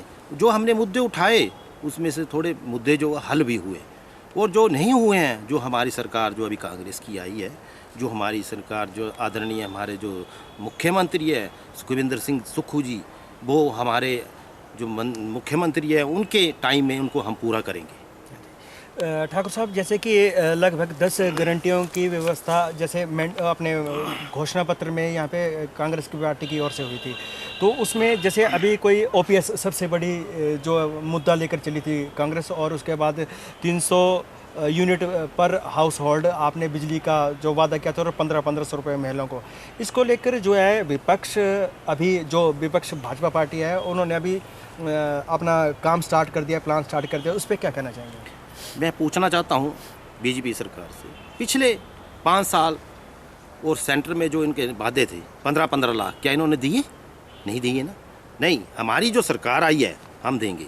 जो हमने वादा 10 गारंटी योजना की थी उसमें से महिलाओं के लिए था, OPS था, जो बिजली फ्री है 300 यूनिट देंगे। ये अभी बड़ा इन्होंने सोशल मीडिया में उछाला है कि ये कुछ नहीं कर रहे हैं। वो अभी तो सरकार ही नहीं बैठी है हमारी, अभी हमारे कैबिनेट मंत्री बनेंगे, उसके बाद सरकार बैठेंगी, सदन चलेगा, उसके बाद जो स्कीमें हैं लागू होंगी, जो हमने वादा किया सरकार ने। हाल ही में आपने बयान देखा होगा हमारे आदरणीय मुख्यमंत्री जी का, उन्होंने कहा है जल्दी पहली जो मीटिंग है उसमें OPS के लिए चर्चा की जा रही है, तो इसे बहुत जल्दी जो है हमने जो वादा किया है वो सभी की 10 गारंटी जो है लागू करेंगे। सर, जैसे कि भाजपा आक्रामक हो गई है सोशल मीडिया पे कि जो 567 जो हिमाचल प्रदेश सरकार के विभिन्न विभागों के जो कार्यालय हैं वो बंद करके डिनोटिफाई कर दिए गए हैं, तो इसको लेकर क्या कहना चाहेंगे? इसमें माननीय मुख्यमंत्री सुखविंदर सिंह सुक्खू जी की क्या मंशा जाहिर होती है? ऐसा है, जो ये बंद हुए हैं ये बीजेपी सरकार ने लास्ट में जो 3-4 महीने पहले जो है इसको जो ये इन्होंने नोटिफिकेशन की थी, बस तो था नहीं, इन्होंने सिर्फ इलेक्शन में वोट लेने के लिए लोगों को बस गुमराह किया और हर जगह जो कार्यालय इसी तरह खोल दिए, कभी कहीं स्कूल खोल दिए, कहीं कार्यालय खोल दिए, ना तो वहाँ स्टाफ था, ना तो उनके अपना जो बिल्डिंग थी, कई ऐसी जगह थी वहाँ पे वो अभी चालू ही नहीं हुए थे। तो इसको अभी बंद तो नहीं किया, इसमें ठीक है बंद करने की घोषणा जरूर की है, पर इस पे जो है विचार करेंगे। हाँ, वहाँ अगर लोगों को ज़रूरत होगी तो खोला जाएगा, ऐसा नहीं है। क्योंकि हाल ही में हमारे आदरणीय जो मुख्यमंत्री जी है सुखविंदर सिंह सुक्खू जी, उन्होंने भी कहा है कि हाँ जहाँ पे ज़रूरत होगी वहाँ पे ज़रूर खोला जाएगा। लोगों को ऐसा ही नहीं है कि अब उनको कोई किसी मुश्किल में छोड़ देंगे हम। सर जैसे कि माननीय मुख्यमंत्री सुखविंदर सुक्खू जी जो है अभी अपने पहला जो साक्षात्कार था उसमें उल्लेख कर चुके हैं कि हिमाचल प्रदेश सरकार की जो पहली कैबिनेट होगी उसमें एक ट्रांसपेरेंसी बिल लाया जाएगा जिसमें से हर अधिकारी, हर विधायक हर 3 महीने बाद अपनी जो आय अचल है उसकी जानकारी साझा करेगा। तो इस पर क्या कहना चाहेंगे आप? तो इससे लगता है कि जो हमारी सरकार है कांग्रेस की, खासकर सुक्खू जी, हमारे जो सुखविंदर जी सुक्खू जी हैं, इन्होंने जो ट्रांसपेरेंसी का बताया, इससे लगता है कि जो हमारी सरकार आएगी इसमें जो 3 महीने बाद या 6 महीने में जो इन्होंने रखा है कि इनका जो हमारे विधायक है इनका डाटा लिया जाएगा, तो अच्छी बात है ना, ट्रांसपेरेंसी हो रही है तो अच्छी बात है। ये तो स्वागतम के योग्य है। ये हर हिमाचल के लिए एक बहुत अच्छा जो है इन्होंने ये चीज़ की है। सर ये भी देखा गया है कि हिमाचल प्रदेश के जो पहले मुख्यमंत्री होंगे ठाकुर सुखविंदर सुक्खू जी एक ग्रास रूट लेवल से उठ के आए हैं और देखा जाए तो उन्होंने संगठन में एक सीढ़ी दर सीढ़ी चढ़ के इस महत्वपूर्ण और सबसे ऊंचे पद को आसीन कर रहे हैं और इसको प्राप्त किया है। तो इस पर क्या कहना चाहेंगे संगठन को लेकर? कांग्रेस में हर बार ये आवाज़ उठाती रही है भाजपा या अन्य पार्टियां कि कांग्रेस जो है वो भाई भतीजावाद या विरासत पे या पैतृक आधार पे जो है आवंटन करती हैं। तो उस पर क्या कहना चाहेंगे? इस बार तो ये मिथ को तोड़ा है। नहीं, देखो इस बार जो हाईकमान ने एक संगठन से जो मुख्यमंत्री दिया है हमारे हिमाचल को, बहुत अच्छी बात है हमारे लिए, क्यों हम भी इस संगठन से जुड़े हुए हैं। जब मैं ब्लॉक अध्यक्ष हुआ करता था इनके फर्स्ट टाइम इन्होंने मुझे ही पहला जो ब्लॉक अध्यक्ष जो है चंबा से मुझे जो है इन्होंने ही बुलाया था इनके टाइम में, सुखविंदर जी सुक्खू जी। तो ये जानते हैं कि संगठन कैसे चलता है, तो इनको हर संगठन बूथ कार्यकर्ता का हर चीज़ का पता है कि कौन कहाँ क्या कैसे काम करते हैं। तो मुझे पूरी उम्मीद है कि जो हमारे आदरणीय जो मुख्यमंत्री जी है सुखविंदर जी सुक्खू जी, वो संगठन की तरफ से काफ़ी ध्यान देंगे और उनको काफ़ी स्ट्रॉन्ग करेंगे। और मुझे उम्मीद है कि मैं चाहता हूँ कि हमारा जो हर डिस्ट्रिक्ट में है ब्लॉक स्तर पे एक जो कार्यालय है उसको बनाया जाए। तो मेरी एक उम्मीद ये भी है इनसे, क्योंकि ये संगठन से आए हुए हैं तो उनको संगठन की पीड़ा का पता है कि संगठन वाले बंदे कैसे चलते हैं। तो इसी के साथ में धन्यवाद। सर ये थे ठाकुर करतार सिंह ठाकुर जो ब्लॉक कांग्रेस कमेटी चंबा के अध्यक्ष भी हैं और इनका काफ़ी अच्छा अनुभव रहा है और एक्सपीरियंस रहा है। पिछले 5 वर्षों से इन्होंने जो ब्लॉक कांग्रेस कमेटी की कमान संभाली थी उसका नतीजा आज आपके सामने है। सिटी चैनल से बात करने के लिए धन्यवाद। अभी हमारे साथ हैं ब्लॉक कांग्रेस कमेटी चंबा के महासचिव भानु प्रताप सिंह और साथ में जिला कांग्रेस कमेटी के महासचिव नरेश राणा जी। इन दोनों से जानेंगे कि जैसे कांग्रेस पार्टी अभी सत्ता में आ चुकी है और ये कैसा महसूस कर रहे हैं और इनका क्या योगदान रहा है। भानु जी आप बताएंगे यहाँ पे कि जैसे चंबा सदर सीट जो है 15 सालों के अंतराल के बाद दोबारा कांग्रेस की झोली में आई है, तो इसमें हमारे जो आम कार्यकर्ता हैं और संगठन जो फ्रंटल ऑर्गेनाइजेशन उनका क्या योगदान है? देखो जी 15 साल बाद हमारे चंबा में इस बार कांग्रेस पार्टी के प्रत्याशी जीता है और हमारे कार्यकर्ताओं में बड़ा उत्साह है और इसमें सभी फ्रंट ऑर्गेनाइजेशन ने बढ़ चढ़ के काम किया है और धीरे नहरी की कार्यकुशलता ईमानदारी के लोगों ने वोट दिया है और उम्मीद करते हैं ये हमारे अगले 5 सालों में खूब विकास कराएंगे और चंबा की तरक्की की ओर ये अपना बढ़ चढ़ के कार्यकर्ता के साथ मिलजुल के एडमिशन मिल के काम करेंगे। राणा जी आप यहाँ पे बताएंगे कि जैसे पिछले 5 वर्षों में नीरज नैयर जी ने कोई भी ऐसा विधानसभा क्षेत्र का कोई गांव, कोई वार्ड, कोई पंचायत, कोई ऐसी जगह छोड़ी नहीं है जहाँ पे वो लोगों के सुख दुख में शामिल ना हुए हों और उनके अलावा उन्होंने कोई ऐसे काम भी करवाए हैं विपक्ष में रहकर भी जो सराहनीय है। तो क्या आप मानते हैं कि यही उनका प्यार लोगों का उनको मिला है, आशीर्वाद मिला है उनका? सबसे पहले तो मैं आप लोगों का बहुत बहुत धन्यवाद करता हूँ और मैं ये बिल्कुल आपको स्पष्ट तौर पर इस चीज़ को शेयर करने में मुझे कोई वो नहीं है। नीरज भाई जी पिछली बार भी जीत गए थे लेकिन इनको समय बहुत कम मिला था, 20 दिन का समय मिला था, पूरी पंचायतों में नहीं जा पाए थे। लेकिन आज दिन तक मैंने भी कम से 50 दशक से मैं ये वोटिंग का देख रहा हूँ, लेकिन जितनी मेहनत नीरज नैयर जी ने की इतनी शायद ही कोई नेता कर पाएगा या की हो या करेगा।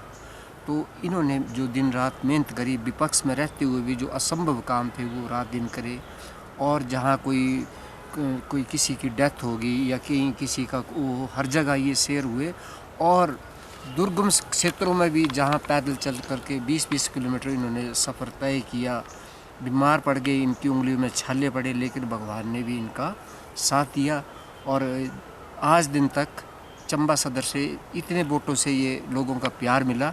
अभी तक मेरे हिसाब से ये हिस्ट्री में आया कि भाई चंबा सदर से इतने वोटों से कोई नहीं जीता था, जो कि नीरज भाई को। सर जैसे देखा जाए कि इन्होंने लगभग 800 किलोमीटर का जो सफ़र है वो पैदल ही दुर्गम स्थानों पे किया है और उसका आशीर्वाद जो है आपने 8 दिसंबर को देखा है, तो इस पर क्या कहना चाहेंगे लोगों की ओर से? हम ये चाहते हैं कि देखो नीरज भाई जो हैं एक ईमानदार और एक स्वच्छ छवि और एक अच्छी पारिवारिक पृष्ठभूमि से संबंध रखते हैं, जैसे इनके पापा जी थे। हम और सारी जनता ये चाहती है कि जिस तरीके से इन्होंने मेहनत करी, इस मेहनत को ये कंटिन्यू रखेंगे। तो जैसे अभी इन्होंने 100% गांव-गांव में गए, तो अगली बार इनको 60% जो है एरिया कवर करना पड़ेगा। लोग खुद ब खुद इनके पास आएंगे, क्योंकि इनका प्यार जो है लोगों के प्रति बहुत है और हम भगवान से कामना करते हैं कि इनकी यही छवि जो है बनी रहे और ये बरसों बरसों तक जीतते रहे। और जो चंबा का सूखा पड़ा था, गलत लोगों के हाथ में जो राजनीति चली गई थी, उससे छुटकारा मिल गया है और अब जो है एक स्वच्छ छवि वाले एक कुशल नेतृत्व देंगे और हम ये आशा करते हैं कि भाई इस स्वच्छ छवि के कारण जो है ये वो कर पाएंगे, आगे तरक्की कर पाएंगे। आपने एक चीज़ मैं ये जोड़ना चाहूँगा कि आज दिन तक शायद हमारे एमएलए में कमी रहती थी कि क्या देखो जब तक एक सख्त भी नहीं हुई है, लेकिन फिर भी प्रशासन के ऊपर इतनी मजबूत पकड़ बनाना और जिस सौम्य स्वभाव से उन्होंने अपना परिचय दिया, वो एक हम भी बाज़ार में सुनते रहते हैं कि ऑफिसरों के ऊपर, अधिकारियों के ऊपर, कर्मचारियों के ऊपर एक बहुत बड़ी अच्छी मतलब इन्होंने एक मिसाइल कायम की है। हम बोलते हैं कि भगवान इनको ये सद्बुद्धि दे और ये अच्छे कार्य करते रहें और बहुत तरक्की करें, आगे जाएँ और चंबा के लोगों का कल्याण हो। जसरोटे जी आपसे जानना चाहेंगे कि जैसे प्रशासनिक कुशलता को लेकर नीरज जी का स्वभाव भी बहुत अच्छा है, तो आप क्या समझते हैं कि आने वाले जो समय है उसमें चंबा में कैसा माहौल होने वाला है प्रशासनिक काम करने को लेकर, लोगों की जो ग्रीवेंसेस हैं उनको दूर करने के लिए बताएंगे? देखो जी, नीरज एक पढ़े लिखे अच्छे इंसान है और एक बड़े लंबी सोच रखने वाले इंसान है। इनकी पृष्ठभूमि आपने देखी हुई, इनके पिताजी भी हमारे कैबिनेट मिनिस्टर रहे और इन्होंने काफ़ी चंबा के लिए काम किया। ये बड़े विजनरी एमएलए साबित होंगे हमारे लिए, मैं तो ये उम्मीद करता हूँ। आने वाले 5 सालों में काफ़ी अच्छे विकास कराएंगे। बड़े विजनरी, बड़े पढ़े लिखे और अच्छे स्वभाव, ईमानदार लोग हैं। ईमानदार छवि के हमारे ये अपने विधायक जी जीते हैं, तो मैं उम्मीद करूँगा अगले 5 सालों में चंबा कंस्टिट्यूंसी के पूरे जिले की अच्छी तरक्की और अग्रसर होगा हमारा जिला। सिटी चैनल से बात करने के लिए धन्यवाद। अभी हम बात करेंगे लियाकत अली खान, जो अल्पसंख्यक कांग्रेस के राज्य कार्यकारिणी के वरिष्ठ उपाध्यक्ष हैं। उनसे जानेंगे कि अभी नीरज नैयर जी जो हैं चंबा विधानसभा क्षेत्र से विधायक बन चुके हैं और ये कैसा महसूस कर रहे हैं? लियाकत जी बताएंगे आप यहाँ पे कैसा महसूस कर रहे हैं आप? देखिए, पहले सर्वप्रथम मैं सिटी चैनल का बड़ा धन्यवादी हूँ, उन्हें मुझे आज जो है उस उपलक्ष्य में जो है यहाँ वार्तालाप करने का मौका दिया। आज आप देख ही रहे हैं कि आज माननीय विधायक नीरज नैयर की जो है वो प्रथम प्रेस वार्ता जो है वो सर्किट हाउस में हुई और मुझे बड़ी खुशी हो रही थी कि जब जो है वो पत्रकार उनसे क्वेश्चन कर रहे थे और उन पत्रकारों को बड़ी एक शालीनता से वो जो है आंसर दे रहे थे। किसी पत्रकार ने पूछा, मेरे को लग रहा है कि वो लाइव टीवी के माध्यम से मेरे को लग रहा है कि ऋषभ महेंद्र जी ने क्वेश्चन किया कि चंबा के बारे में आपका क्या ड्रीम प्रोजेक्ट है। तो उन्होंने सब प्रथम जो है वो मेडिकल कॉलेज की जो व्यवस्था सुदृढ़ करने की बात की कि डॉक्टरों की क्या कमी है, फैकल्टी के आज जो है CT स्कैन की नहीं चल रहा है या MRI नहीं चल रहा है। तो उनकी सर्वप्रथम वो अभी उन्होंने डिप्टी कमिश्नर के हॉल में भी अभी बचत भवन में एक मीटिंग हुई, तो उसमें भी सभी डिपार्टमेंट्स का एक बड़ा सही तरीके से जो उन्मूलन किया गया हर डिपार्टमेंट्स का। और एक तो उन्होंने मेडिकल व्यवस्था की बात की। सेकेंडली उन्होंने जो आज जो हमारा चंबा का जो बाज़ार है, जो व्यापारी वर्ग है, वो हताश है क्योंकि बस स्टैंड भी नीचे चला गया, कॉलेज भी नीचे चला गया और कई जो हमारे पेशेंट आते हैं नीचे उतरते हैं, वो नए बस स्टैंड में जो है वो अपने जहाँ पे अपना जो है वहाँ से उतर के फिर वो आते हैं। तो उन्होंने ये कहा कि लोकल जो है एक पार्किंग व्यवस्था, अच्छी पार्किंग व्यवस्था हो और पार्किंग व्यवस्था जहाँ पे अभी जो है वो बड़ी धीमी गति से चल रही है। उन्होंने बोला कि जो पुराना बस स्टैंड है हमारा, उसके धरातल ग्राउंड फ्लोर में जो है लोकल बस स्टैंड की व्यवस्था की जाएगी। 2nd 3rd फ्लोर में जो है वो एक पार्किंग की बढ़िया व्यवस्था की जाएगी। उन्होंने अपने जो है जो हमारा स्टेडियम है जो है अपना एडिटोरियल स्टेडियम या जो भी सेंक्शन हुआ है, इंडोर स्टेडियम जो है उसके बारे में बात की कि एक फैब्रिकेशन के माध्यम से उसकी एक जो है वो प्रारूप बना लिया गया है। लेकिन चंबा के एक इतिहास रहा है, चंबा ने बहुत अच्छे प्लेयर्स दिए हैं, चाहे हॉकी की बात हो चाहे एथलेटिक्स की बात हो, बहुत अच्छे प्लेयर यहाँ रणजी प्लेयर रहे हैं।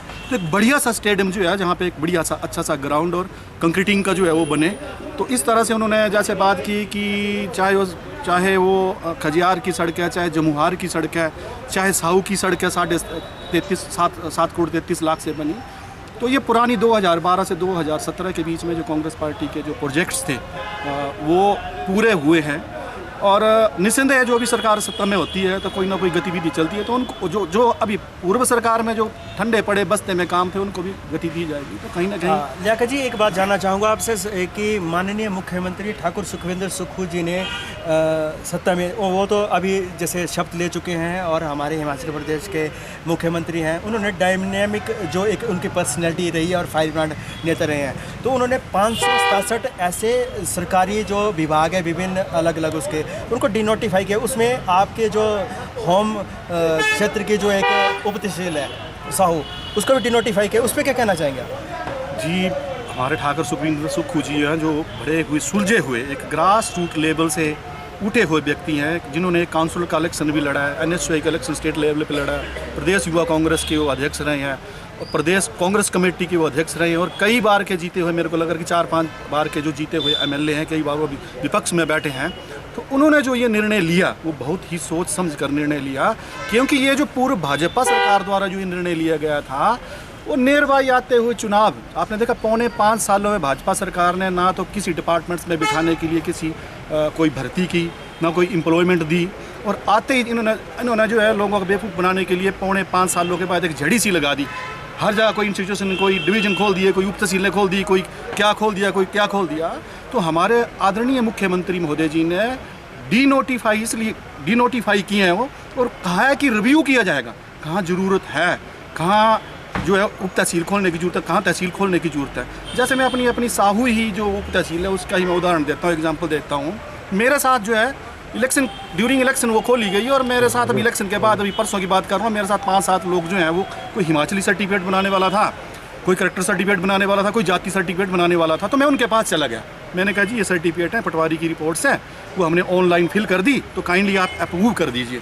बोले लियाकत जी मेरे पास कोई भी अप्रूवल देने की कोई पावर नहीं है, और ना तो हिमाचली सर्टिफिकेट बन रहा देने की जो है वो पावर दी गई है, ना तो कोई बोनाफाइड ना जाति, और ना कोई फैकल्टी, ना फर्नीचर, ना भवन की व्यवस्था। एक जो पंचायत विभाग का जो ग्राम सेवक हट है उसके एक कोने में जहाँ पे सीमेंट रखा जाता था पहले, वहाँ नायब तहसीलदार बैठे हैं और एफिडेविट साइन कर रहे हैं। बोले कि मुझे सिर्फ एफिडेविट साइन कर, तो बड़ी अच्छी बात है। मैं भी चाहता हूँ कि 9 पंचायतों का केंद्रीय स्थल ऐसा हो, स्टील खुलनी चाहिए, लेकिन प्रॉपरली तरीके से जो माननीय मुख्यमंत्री जी ने निर्णय लिया है, रिव्यू करके, हर इंस्टीट्यूशन का रिव्यू करके जहाँ खोलने की जरूरत होगी वो खोलेंगे। इस तरह से जो दुकानों खोलने का जो पूर्व सरकार ने जो निर्णय लिया वो बड़ा गलत निर्णय है। और पहले ही आप देख रहे हैं कि पूर्व भाजपा सरकार जो है 70,000 करोड़ रुपए का कर्ज जो छोड़ के गई हुई है, कांग्रेस पार्टी अभी सत्ता में आई है, तो ये सब देखना पड़ेगा पार्टी को। और मैं ये भी पूछना चाहता हूँ, अभी पिछले कल पूर्व विधायक जी ने अभी प्रेस वार्ता की और बड़े अग्रेसिवली वो बोल रहे थे कि ऐसा कर देंगे वैसा कर देंगे। क्या वो भाजपा सरकार के टाइम में 14 से लेके 2022 तक कोई करोड़ों के माध्यम से कोई पैकेजेस आया है? कोई केंद्र सरकार ने दिया तो बतलाएं, हो श्वेत पत्र जारी करें। और थोड़ा समय, अभी विपक्ष को थोड़ा इतना उतावलेपन नहीं होना चाहिए, थोड़ा समय, अभी ओथ होगी, मंत्रिमंडल विस्तार होगा। हमारे आदरणीय सुखविंदर सिंह सुक्खू जी को जो है तो कोरोना हो गया था और क्वारंटाइन पीरियड उनका 24 तक था, आगे आप 25 को क्रिसमस है, आगे नया साल है, तो बड़े अच्छे तरीके से ओथ भी होगी और मंत्रिमंडल विस्तार भी होगा, और जो हिमाचल प्रदेश के हर विधानसभा क्षेत्र के जो विकासात्मक कार्य हैं उनको गति दी जाएगी और 10 गारंटीज पे जो काम किया जाएगा। धन्यवाद। ठीक है, सिटी चैनल से बात करने के लिए बहुत बहुत धन्यवाद। Thank you sir, thank you. हमारे सामने मौजूद हैं सुभाष शर्मा जी, जो जिला कांग्रेस कमेटी के उप अध्यक्ष हैं। तो उनसे जानेंगे यहाँ पे कि जैसे कांग्रेस पार्टी की जो सरकार फॉर्म होने जा रही है, अभी तक जो है विधायक दल और मंत्रिमंडल का विस्तार हुआ नहीं है, तो उनसे जानेंगे कि ये कैसे महसूस कर रहे हैं यहाँ पे। शर्मा जी, आप बताएंगे जैसे कि डायनेमिक जो पर्सनैलिटी वाले ठाकुर सुखविंदर सुक्खू जी इस बार पहली बार मुख्यमंत्री बन के आए हैं, तो कैसे ले जाएंगे अब प्रदेश को आगे कांग्रेस पर? देखिए, ठाकुर सुखविंदर सिंह सुक्खू मुख्यमंत्री बहुत ही कद्दावर नेता हैं। उन्होंने कांग्रेस पार्टी में आगाज़ NSUI, youth Congress, main Congress और कांग्रेस के संगठन के बारे में उनको जितना तजर्बा है शायद इतना और किसी को नहीं होगा। उन्होंने वैसे भी सादगी से जीवन जिया है। शिमला में जब वो पढ़ते थे उन्होंने दूध भी बेचा है, अखबारें भी बेची हैं। उनको गुर्बत का पता है कि गरीबी क्या चीज़ है। इसलिए वो अब जो महंगाई और ये जो भ्रष्टाचार और ये जो दूसरे बेरोज़गारी चली हुई है, उन्होंने बेरोज़गारी को झेला है। वो बेरोज़गारों को, जो महंगाई से त्रस्त लोगों को बिल्कुल राहत पहुंचाएंगे। अभी मुख्यमंत्री और उप मुख्यमंत्री श्री मुकेश अग्निहोत्री जी के द्वारा ओथ ली जा चुकी है और कैबिनेट का विस्तार ऑन द कार्ड्स है, क्योंकि मुख्य अपने राज्यपाल भी पहली तक लीव पर होंगे। तो जैसे ही ये सरकार पूरी तरह से गठित होगी, लोगों की भलाई के लिए OPS का जैसे कहा है, OPS का पहली ही कैबिनेट मीटिंग में बेरोज़गारों के लिए और OPS के लिए डिसीजन ले लिया जाएगा। बेरोज़गारों के लिए नौकरियों का पिटारा खोल दिया जाएगा और 5 वर्ष में ऐतिहासिक और रिकॉर्ड कार्य होंगे ठाकुर सुखविंदर सिंह सुक्खू जी के मुख्यमंत्री कार्यकाल में, ऐसा मैं मानता हूँ।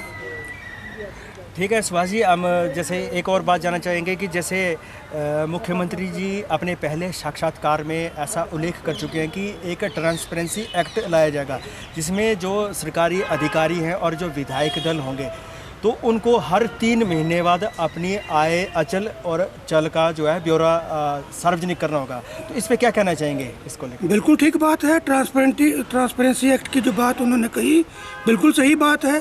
सरकार का ट्रांसपेरेंट होना, विधायकों का ट्रांसपेरेंट होना, 3-3 महीने बाद अपनी आय का ब्यौरा देना भ्रष्टाचार के लिहाज से बहुत अच्छी चीज़ है। इससे भ्रष्टाचार पर रोक लगेगी और सभी अनुशासन में रहेंगे, कोई गलत काम नहीं होंगे। अच्छी बात है ट्रांसपेरेंसी का। लोकतंत्र में ट्रांसपेरेंसी ही तो एक बहुत ज़रूरी चीज़ है। सर, एक सबसे पहला एक मुद्दा ये भी हमारे सामने पिछले कल ही आया है। हमीरपुर चयन बोर्ड में एक जो वरिष्ठ सहायक एक महिला है, उसके द्वारा कथित तौर पे, कथित नहीं अब तो वो जाहिर हो चुका है कि विजिलेंस टीम ने जो है सर्विलांस लगाकर उस महिला को रंगे हाथ पकड़ा है वहाँ पे। और ये जो पेपरों की जो खरीद फरोख्त होती थी पिछली भाजपा सरकार में, ऐसा रहा है। और पेपर पुलिस का जो वो भी लीक हुआ है। तो इस पर क्या कहना चाहेंगे? आने वाले टाइम में क्या महसूस करेंगे हमारे जो बेरोजगार युवा हैं उनके लिए? जो कुछ भी उस महिला ने किया है उस पर पैनी नज़र है सरकार की, कड़ी कार्रवाई उस पर होगी। आगे के लिए इस तरह के पेपर लीक या और दूसरे मामले ना हो, इस पर पूरा चेक लगाया जाएगा। ठाकुर सुखविंदर सिंह सुक्खू सरकार इस पर पूरी विजिलेंस, पूरा कंट्रोल रखेगी। पेपर लीक जैसा कोई मामला अब हिमाचल प्रदेश में होने वाला नहीं है। जैसे कि नीरज नैयर जी है जो इस बार 32,783 मत लेकर और काफ़ी अच्छे मार्जिन से जीते हैं और 15 साल बाद जो है कि कांग्रेस पार्टी दोबारा सत्ता में लौटी है चंबा सदर सीट को लेकर, उनको क्या संदेश देना चाहेंगे यहाँ पे आप इस माध्यम से? ठीक है, 15 वर्षों से जो सूखा पड़ा हुआ था कांग्रेस पार्टी का वो समाप्त हुआ। नीरज नैयर जी के माध्यम से लगभग 8,000 की लीड से वो जीते हैं। लोग महंगाई, बेरोजगारी, भ्रष्टाचार से ग्रसित थे। और साथ में मैं ये संदेश देना चाहूँगा नीरज जी को कि हमारे पास लाडा का ही इतना बजट है चंबा जिला में कि अगर कोई और बजट ना भी मिले तो लाडा के माध्यम से भी करोड़ों अरबों रुपए के काम विकास हो सकता है। उस पर पूरी छानबीन करें। जो भी पीछे हेरा फेरी लाडा फंड में हुई हैं उसकी इंक्वायरी करवाएं, प्रॉपर जांच करवाएं और लाडा के फंड को चंबा के विकास के लिए इस्तेमाल में, उचित इस्तेमाल में लाएं। धन्यवाद सुभाष जी, आप सिटी चैनल से बात करने के लिए। Thank you very much.